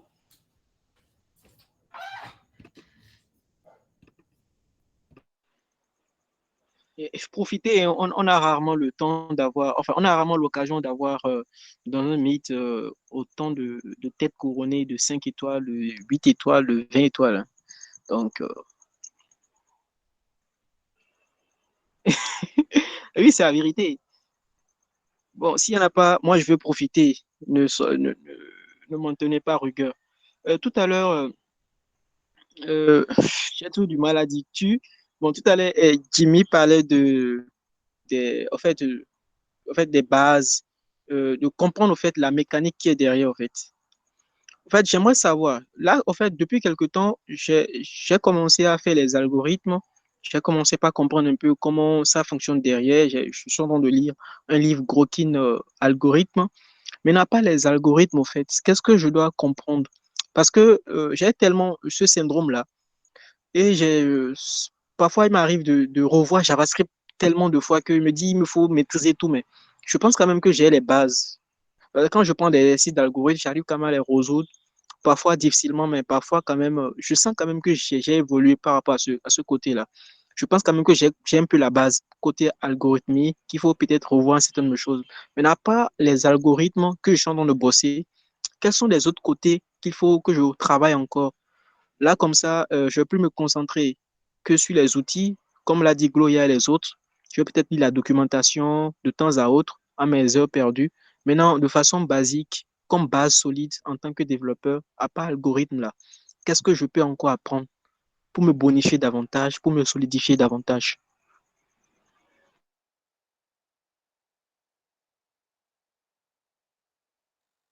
C'est pour moi bien, c'est pour Kola la question. Ou Bah, c'est pour pour tout le tous, monde? Ok, pour Dieu tout le monde, merci. ceux qui veulent répondre, tous ceux qui veulent répondre. Bon, moi, pour commencer, je ne sais pas ce que tu mets dans apprendre les algorithmes, hein. Je ne sais pas si c'est toujours les mêmes choses classiques où tu apprends comment faire une liste chaînée, comment trouver le chemin le plus court avec la théorie des graphes, faire je ne sais pas trop, je n'ai pas tout par cœur, mais tu vois un peu ce que je dis. Si c'est les algorithmes pour passer des concours, je dis des concours, des entretiens, moi, je pense qu'il n'y a pas que les algorithmes et tout. Les algorithmes, c'est bien et tout. Mais après, aujourd'hui, si tu prends, je ne sais pas, un gars comme Kola ou un gars comme Corentin, je donne un exemple tout bête. Tu bosses chez Jamo, tu as trois, j'invente, hein, Corentin, je ne dis pas que c'est ce que vous avez. Tu as peut-être 4 intégrations avec des opérateurs, avec des agrégateurs et tout. Pardon. Et tu as ça avec des agrégateurs, OK. Et puis, tu dois euh, te demander, OK, comment tu fais pour aller vers l'agrégateur qui a le taux de réponse le plus intéressant de façon dynamique et tout. Ça, c'est pas les algorithmes qui vont t'aider, au fait. Donc, des fois aussi, c'est comment est-ce que tu connectes ce que tu apprends avec des use cases réels et tout. Bon, malheureusement aussi, on est dans un environnement où tout le monde n'a pas la chance de se retrouver dans un environnement où tu peux être confronté à certains types de problèmes et tout. Mais je pense que cela n'empêche pas d'apprendre maintenant ce type de concept-là et tout, et de s'entraîner dans son coin, peut-être même en faisant des projets open source, hein, s'il n'y a pas, ou bien même en allant chercher des projets open source sur lesquels apprendre, au fait. Et là, dans ces contextes-là, ça change tout. Donc, par exemple, pour revenir à, je ne vais pas utiliser Djamo, je vais prendre un truc imaginaire pour ne pas faire une fixation sur Djamo. Donc, j'ai parlé de l'intégration, par exemple, de quatre agrégateurs, peut-être pour faire des transferts d'argent. Maintenant, si tu veux faire des transferts d'argent avec 4 agrégateurs, et peut-être ces 4 agrégateurs-là ont des API différentes, des façons différentes de s'authentifier, de faire un transfert, de vérifier une transaction, blablabla, blablabla. Et tu veux maintenant avoir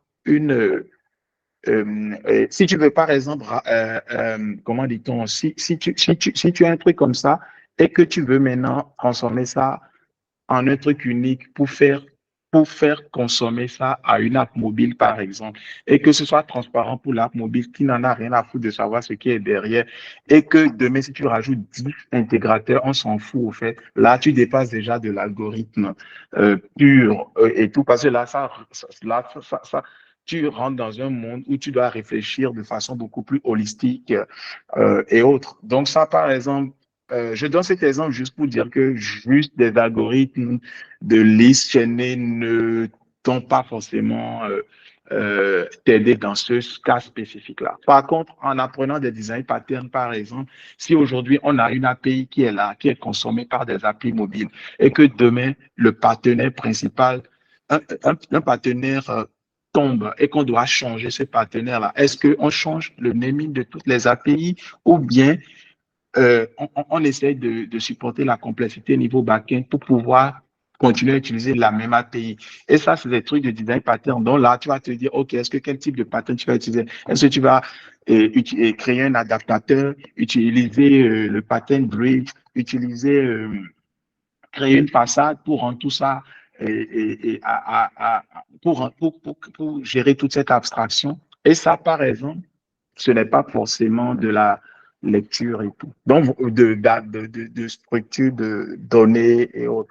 Donc, j'ai préféré plus prendre un use case juste pour dire que juste des algos ne suffisent pas, en fait, pour être entièrement opérationnel. Parce que tu seras surpris d'avoir des gens qui ne vont pas tout le temps apprendre les affaires d'algorithmes là et vont être plus efficaces que celui qui va maîtriser par cœur les lignes chaînées parce qu'il ne va jamais peut-être les utiliser sur son projet. Par contre, une chose qui est intéressante qui se faisait au Bénin, et Mapcom organisait des concours de programmation et tout. Et ces concours de programmation-là n'étaient pas des concours de liste chaînée et tout, mais ça faisait appel quand même à de la réflexion et tout. Donc, c'est des challenges que tu résous et ça te permet de développer tes skills de problem solving, en fait, et tout. Donc, moi, je pense que s'il faut mettre de l'énergie quelque part, apprendre une partie des algos là, mais aussi,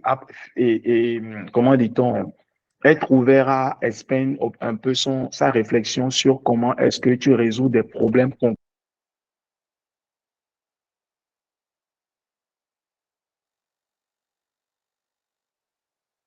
C'est ce que je peux dire. Je ne peux pas te dire, il faut que tu ailles lire tel livre spécifique ou tel livre spécifique et autres. Mais voilà, moi, ce que c'est ce que moi je fais, hein, parce que moi, je ne code pas H24. Mais si, par exemple, j'ai un souci spécifique et je dois aller apprendre et tout, moi, j'ai fait 2 ans sans coder dans un... En fait, je pense que c'est Corentin, le gars le mieux placé pour redonner, par exemple, son exemple qu'il a donné sur le JavaScript, le TypeScript, au fait qu'il a appris pour un nouveau job, est le meilleur exemple, je trouve, et tout. Mais je pense que Corentin, tu peux aussi peut-être partager les bases, les choses sur lesquelles tu t'es focalisé pour pouvoir être capable de t'adapter, quelle que soit la situation, au fur et à mesure que tu évolues.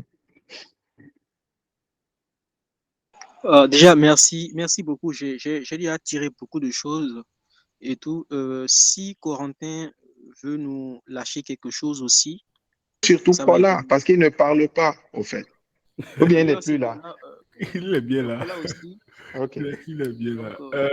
Ce sur quoi moi je me suis entraîné, je ne vais pas dire que je l'ai fait sciemment, parce que je l'ai dit, comme j'ai eu la chance, j'ai beaucoup de chance, j'ai travaillé avec des gens qui savaient ou ce qu'ils faisaient parce qu'ils avaient déjà fait des erreurs. Donc, ils me disaient juste, fais ci, mais c'est chiant, mais fais-le quand même.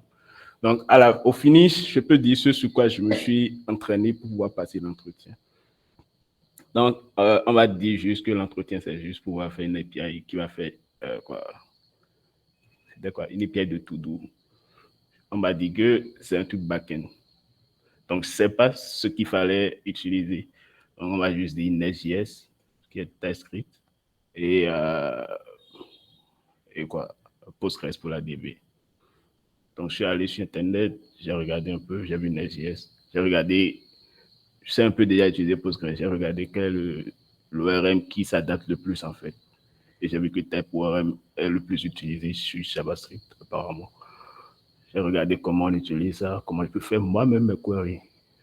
Comment moi-même je peux taper mes trucs de migration. Je ne voulais pas me casser la tête à comprendre comment eux géraient les histoires de migration et tout ça. Tout ce que je voulais, c'était juste être capable de lancer mes queries moi-même, en fait. Donc, après ça, je me suis focalisé sur comment renvoyer une réponse en 10 heures avec Nest.js. Comment faire un système d'authentification. Après, c'était tout. C'était tout ce que j'ai fait pour l'entretien. Mais en parallèle, j'ai beaucoup plus appris sur les histoires d'architecture, en fait. C'était plus sur ça que je m'étais focalisé. Parce que quand j'ai fini le premier test, c'était la seconde partie, en fait. Or, il ne m'avait même pas dit ça. Et c'était vraiment ça. Et c'était pas des algos, en fait. C'était plus comment les systèmes pouvaient intercommuniquer, comment tu peux swapper quelque chose sans faire tomber tout un système qui dépendait de ça. Comment tu peux changer, par exemple, l'exemple que tu as donné, Jimmy, comment tu peux changer de provider, faire un hot changement sans pour autant changer tout ce qui était existant, en fait. Comment tu peux changer de version, parce qu'il y a des interfaces qui supportent des versions. Une version a changé, comment tu vas faire la migration sans faire tomber tout ce qui existait. Donc, c'était plus des choses comme ça et c'était pas du tout. On m'a pas demandé de l'algo, en fait. Pour dire vrai, on m'a pas demandé de l'algo. Donc, les algos, moi, je suis pas fort en algo. Je suis pas du tout fort, je suis nul. Donc, c'est à chaque fois que si je dois faire quelque chose, je dois aller chercher pour comprendre. Mais je reviens sur ce que Jimmy a dit, c'est plus architecture, en fait. Pensez, un ingénieur, bon, c'est pas juste écrire le code, la partie la plus difficile, en fait. C'est la partie la plus facile de la chose. C'est penser et résoudre le problème d'une manière très simple pour que quand tu vas revenir après, tu sois capable de comprendre et aussi permettre à ceux qui vont bosser sur le code après de comprendre comment tu as résolu ça. Et ça tu vas lire beaucoup de livres, mais bon, ça demande juste de l'expérience, en fait. Et aussi de la chance de rencontrer des gens qui savent ce qu'ils font. Et ils peuvent te dire, ah, il faut faire ci, il faut faire ça. Et comme ça, avec le temps, toi-même, tu peux mélanger les expériences pour pouvoir comprendre. Donc, c'est un peu ça. Sinon, le problème que j'ai rencontré jusque-là, je n'ai pas encore fait l'ICNI. Quand même, je n'ai pas encore fait. Depuis que j'ai commencé, en tout cas, depuis que j'ai quitté l'école, je n'ai pas encore fait de l'ICNI pour résoudre un problème. Mais juste pour ne pas qu'on me comprenne mal, Gojanda, et si par exemple tu dois écrire, comment dit-on, NumPy ou contribuer à la librairie NumPy par exemple, et savoir maîtriser les algos, c'est important. Hein. Genre là, par exemple, si tu dois contribuer à, je ne sais pas moi, ce qui permet de faire de la manipulation de matrices, des choses comme ça. Donc, ce que je disais, c'est pas que les algos ne sont pas du tout un algo, oui, important, mais c'est juste que et ce n'est pas suffisant dans le monde de l'entreprise et tout. Donc, c'était juste ce que je voulais dire. Donc, il ne faut pas qu'on dise que Jimmy a dit que les algos ne sont pas Non, non. Oui, voilà. Juste pour donner un truc, je vais remonter sur un exemple que Jimmy a donné tout à l'heure. C'est un truc réel qui se passe à Djamou. Avant que je ne vienne... C'est que ça se passe à Djamou, mais je ne voulais pas dire que ça se passe à Djamou. Pas parce qu'on m'a dit, mais c'est juste un truc qui se passe, effectivement. Avant que je ne vienne, il y avait un problème de comment switcher de provider. Quand il y avait un problème, le système pourrait être capable de router le trafic lui-même, en fait. Faire des providers qui étaient plus stables.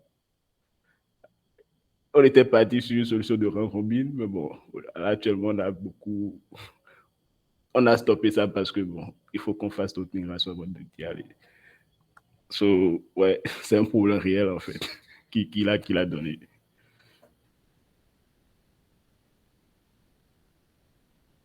Tu veux me payer, je peux t'aider à résoudre ça si ce n'est pas encore résolu. Ouais, je suis à la recherche de boulot actuellement. Donc, plus sérieusement, hein, non, vas-y, je rigole.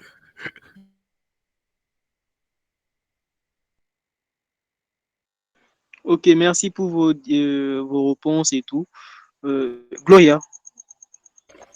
Ok, merci vraiment pour vos réponses, très édifiantes.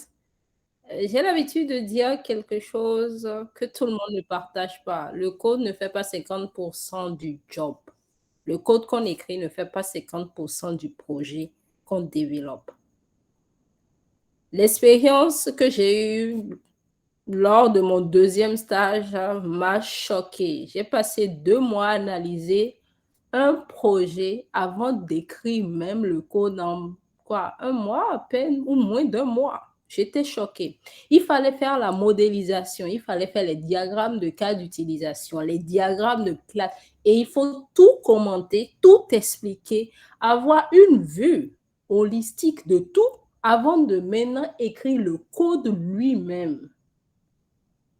Et ça va très vite. Quand on a une vue de ça, donc UML, Mérise, vous devez comprendre, vous devez connaître. Quand on a une vue de ça, on peut maintenant écrire le code dans tout ce qu'on veut. Je crois que mon cours d'UML et de Mérise, je faisais quoi? Franchement, c'était l'un des cours qui m'ennuyait. Mais ce stage m'a forcé à faire ça. Le chef département était rigoureux, avec des documentations sans pareil. C'est juste pour dire, l'algorithmique, c'est obligatoire.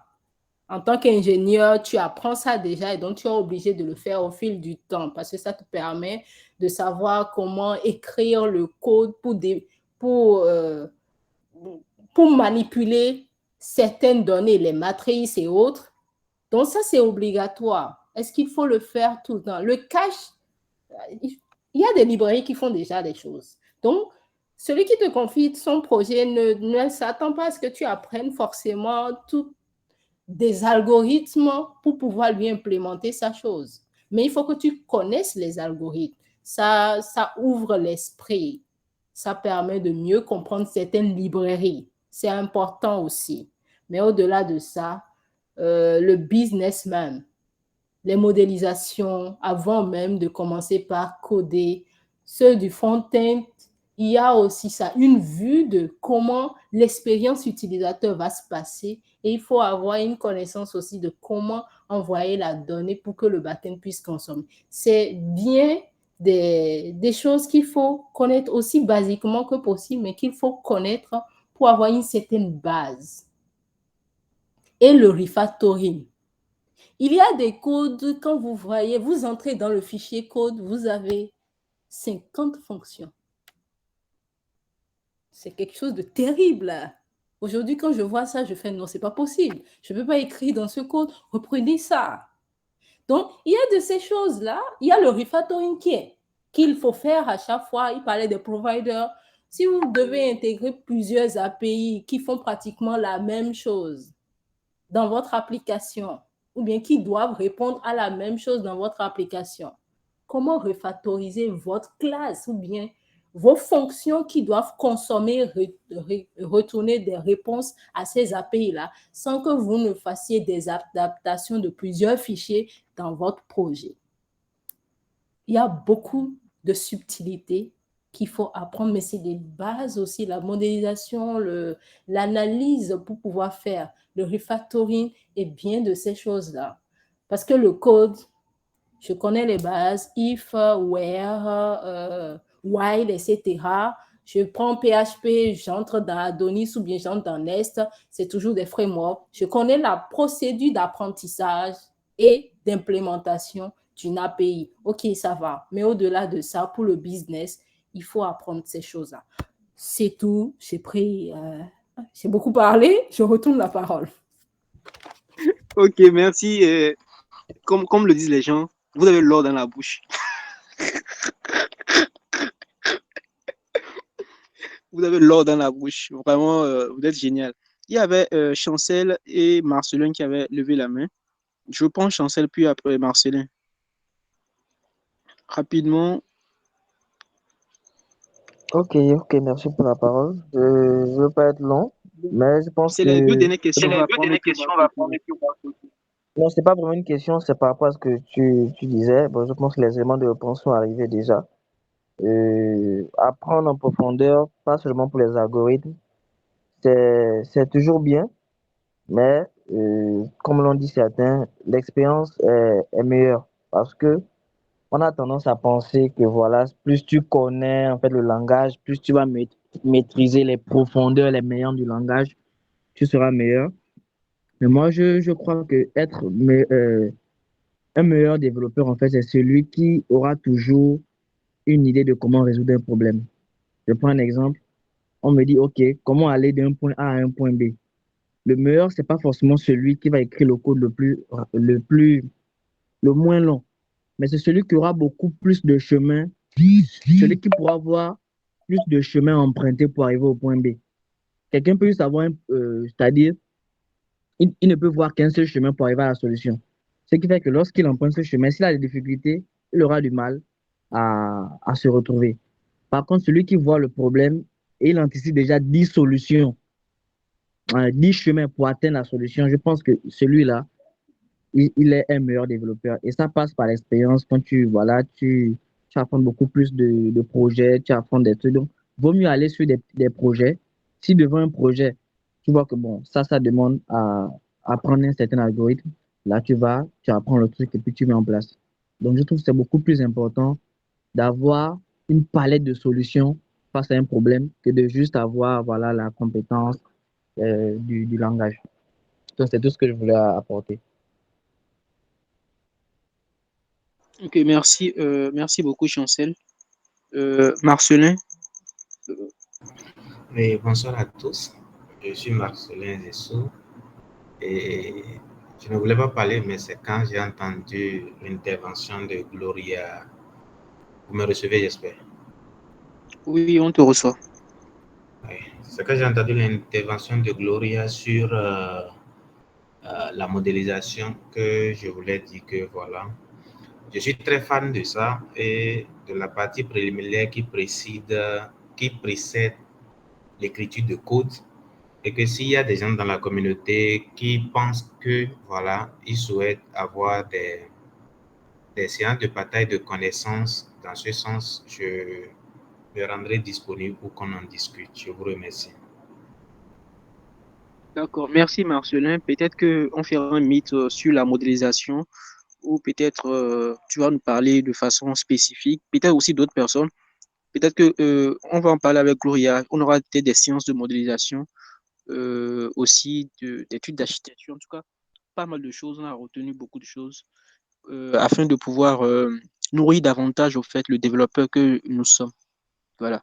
Bon, de façon spéciale, je vais donner la parole à Jules et puis on va conclure. Merci. Ok, merci Gojanda.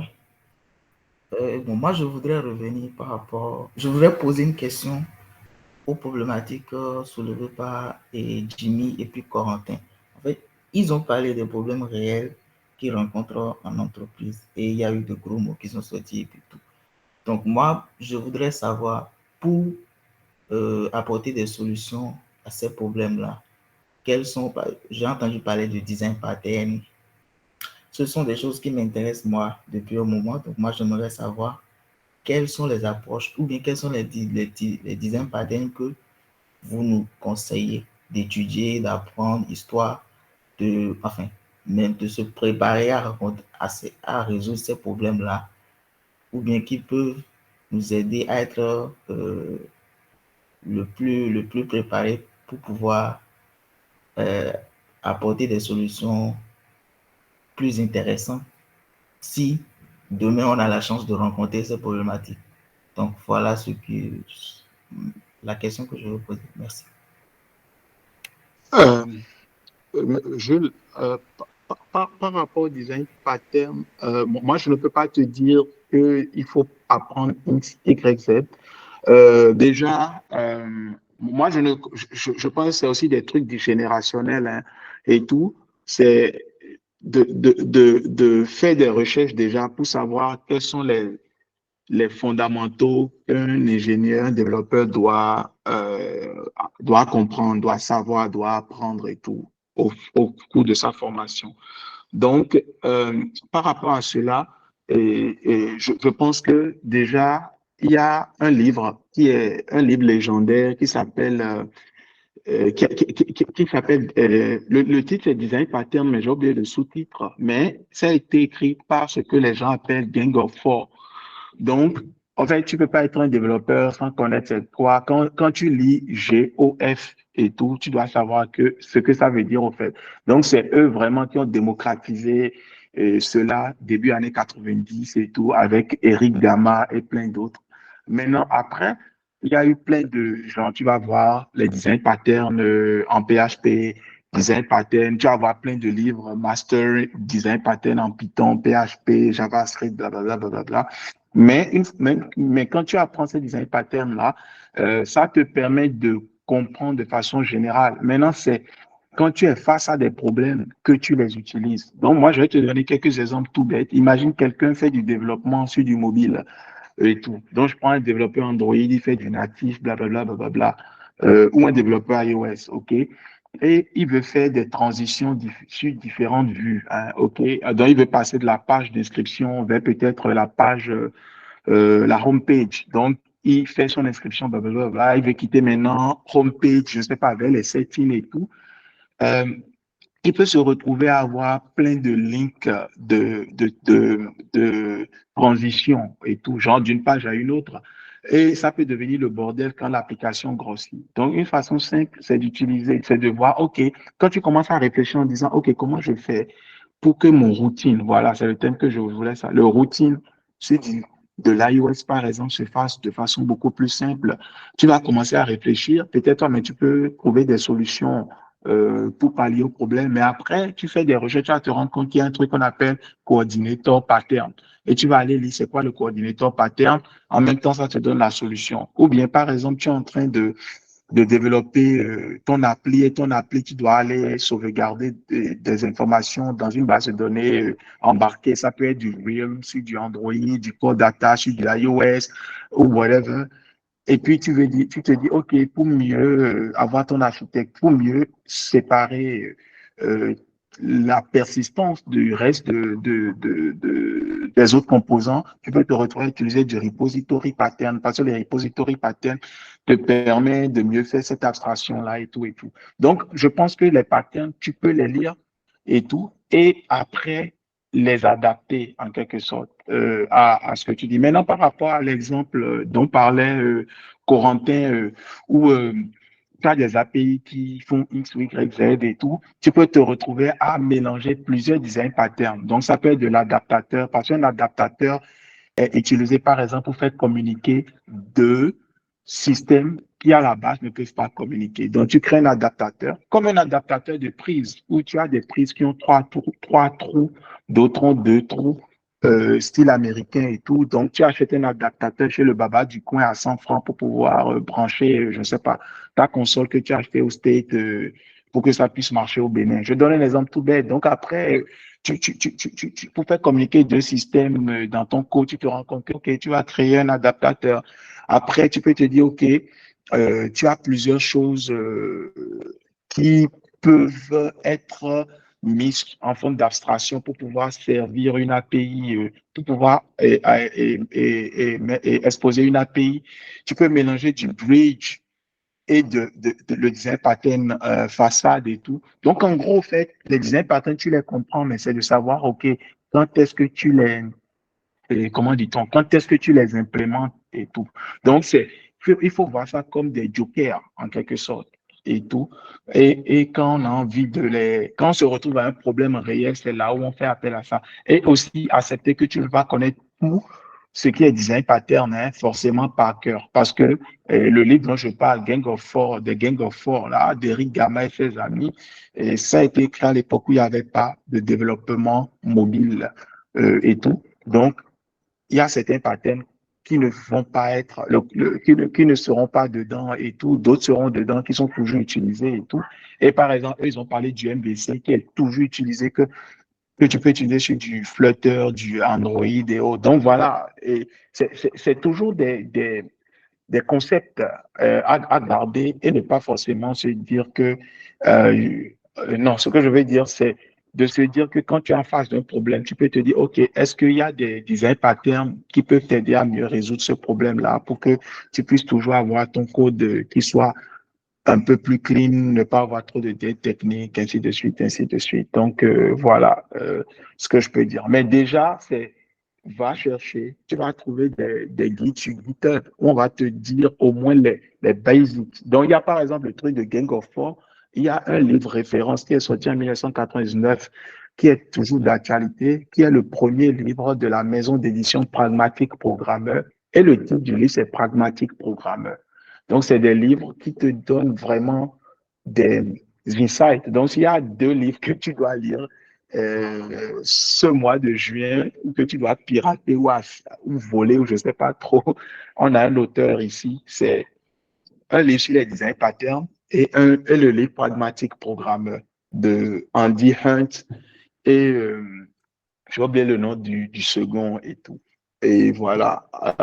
Ouais. Donc, maintenant, les livres sur les design patterns, je pense que c'est bien de l'acheter dans un langage que tu maîtrises et tout. Comme ça, tu peux voir les exemples et utiliser ça juste comme une référence. Au fur et à mesure que tu évolues dans ta carrière, tu repars voir ça et voir juste comment ça peut aller. Donc, si tu fais du JavaScript, prends un truc sur du JavaScript. Si tu fais du mobile, prends un truc si c'est du Flutter, du Go ou autre chose, prends ce qui est proche de toi et tout. Et ça, jusque c'est évolutif, c'est du genre, au fur et à mesure que tu auras des problèmes, ce sont juste des références. Et après, toi-même, tu peux en faire des choses à ta sauce, quoi. Donc, voilà un peu.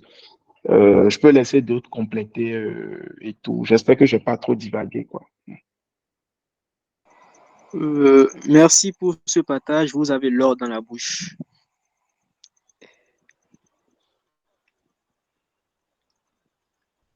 Voilà. Moi, j'ai une question. C'est pour Jimmy. Ok, vas-y rapidement. Gloria, c'est toi qui termine, donc je te repasse la parole. Au cas où, quoi. Ok, vas-y, Corentin. Ok, ça peut paraître un peu bizarre. Moi, j'aimerais juste savoir, tu es dans le domaine depuis combien d'années comme ça? Parce que tu es un ancien. Pour moi, la question? Oui. Tu demandes si je suis dans quel domaine, ça? Tu es dans la tech depuis combien? Bon, les gens disent années d'expérience, mais bon, je ne sais pas vraiment ça, justement. Tu es dans tout ça depuis combien d'années, en fait? Ah, vraiment. Bon, j'ai commencé peut-être il n'y a pas longtemps, en tout cas. Il n'y a pas longtemps. Pas très longtemps. Non, non, pas très longtemps. Mais je veux juste savoir pourquoi tu poses la question. C'est peut-être parce que les Gloria m'appellent père. Je suis très jeune. Hein, et je leur ai dit que je ne suis pas père. Okay. Non, c'était juste pour savoir et tu as répondu comme mon head of, donc ça va. Non. Mais je pense que je dirais peut-être Régis, c'est mon buddy, quoi, tu vois. Avec Régis, on faisait Régis peut-être autant de temps que Régis, quoi. Pour te donner une idée. Ok. Ok, d'accord. Oui. Voilà. Corentin, sinon que tu as la réponse, mais nous n'avons pas la réponse. Bon, il est là, tu dois lui demander. Ok. Merci beaucoup à vous. Je ne sais pas s'il y a une dernière intervention. S'il n'y a pas d'intervention, nous allons souffrir à ce qu'on puisse... Je vais envoyer les références là Gloria. Gloria pourra envoyer ça à Jules, si tu connais Jules. Parce que ça me ferait plaisir quand même que au moins une personne lise au moins le pragmatique programmeur et tout. Parce que, et voilà, je vais envoyer 3 références de bouquins et tout, genre le pragmatique programmeur pour Gojanda. Il y a aussi un super livre qui s'appelle Design Data Intensive Applications, où, au fait, c'est pas un livre de code, mais plutôt un livre où les gars expliquent des choses réelles. Donc, par exemple, je donne un exemple tout bête.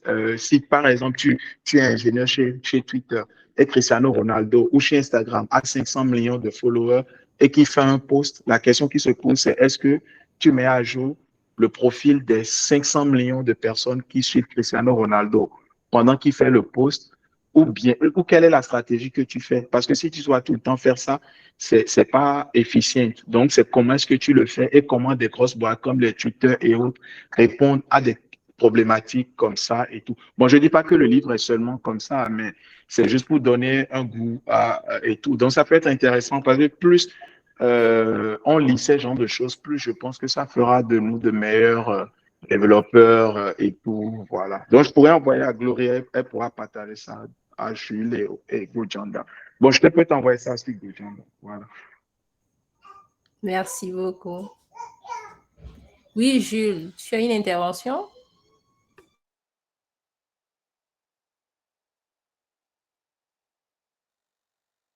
Jules? Tu es avec nous? Allô, allô. Vous me recevez? Oui, oui, on te reçoit. Ok, donc je dis, je suis dans le groupe Python Bénin, donc vous pouvez partager les ressources là-bas et puis tout le monde va en profiter. Très bien. Merci d'avoir pensé aux autres aussi. Maintenant, à part ça, je souhaiterais que le prochain mythe soit un mythe qu'on va consacrer à M. Jimmy pour qu'il puisse encore partager les trucs qu'on entend là pour nous édifier encore. On va voir avec le programme de M. Jimmy. Voilà. Ouais, pour organiser un mythe spécial. Ok, ça serait bien. D'accord. Merci beaucoup surtout à lui et à Corentin, à Kolaole, à Amen, à Johan et à vous tous d'avoir participé à ce mythe. On n'a pas encore fini, on a encore quelques mots à dire avant de clôturer la séance. C'est déjà, désolé pour le bruit derrière moi. Il y aura en juillet prochain une rencontre entre nous, je vais dire ça comme ça, entre les discutants entre devs, les participants et les speakers que nous allons organiser, mais en présentiel. Ça sera pour discuter, pour se rencontrer physiquement, discuter ensemble, pouvoir voir, mettre un visage sur des noms qu'on a l'habitude de voir dans les meet-ups. Donc, ça sera organisé, nous allons lancer ça. Et vous serez invités à vous inscrire pour ce meet-up-là, pour cette rencontre-là en question. Voilà. J'espère qu'il y aura la nourriture pour ce meet-up-là. Ça doit être moins chic, hein, en tout cas. Voilà, tu sais, toi, tu es le dev riche. Et donc, normalement, si tu viens, toi, Corentin, si vous venez, vous devez déposer l'argent sur nous. C'est mignon tout ça. Voilà. Merci de quoi avoir. Donc, on aura une rencontre entre nous, se voir physiquement, se faire des câlins si vous voulez. Bon, ce n'est pas nécessaire. Et on va faire pause. Jusqu'à la fin du mois de juillet, on n'aura plus de meet-up, oui. Et en juillet aussi, à part la rencontre, on n'aura pas de meet-up. On reprend les meets en août prochain. Les discutons entre devs reprendront en août prochain. Ça donne le temps à l'équipe de se reposer, de se préparer pour la deuxième saison, d'intégrer vos suggestions, vos critiques aussi pour améliorer la deuxième saison. Et aussi, nous passerons aussi par ce canal, ce temps mort pour pouvoir inviter d'autres personnes à entrer dans l'équipe. Ils sont actuellement 4.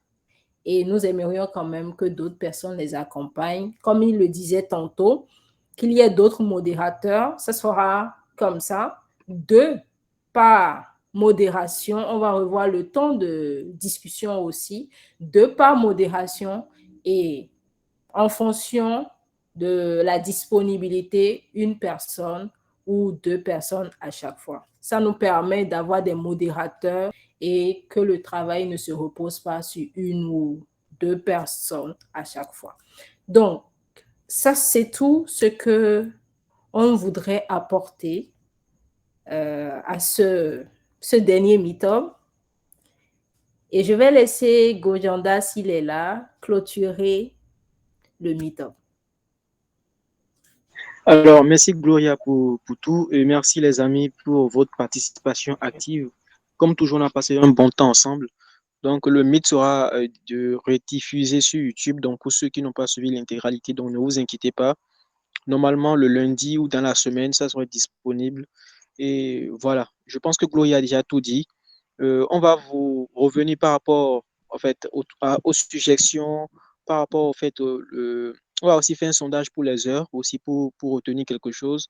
Et pour ceux qui sont intéressés pour la modération et ceux qui sont intéressés aussi pour partager des sujets de façon spécifique avec nous, n'hésitez pas à nous écrire, à nous faire signe dans Python Bénin, tapez juste Gojanda ou bien Gloria, on va voir cela. Et voilà, c'était tout pour ce meet, c'était tout pour cette saison 1. J'espère que vous l'avez apprécié, j'espère que vous avez aimé. Et n'hésitez pas à aller sur le YouTube pour revoir en tout cas tout ce qui a été fait. C'est vraiment intéressant. Et sur ce, je vous dis à plus pour de très très nouveaux meets en août. Voilà, ciao ciao et paix sur vous.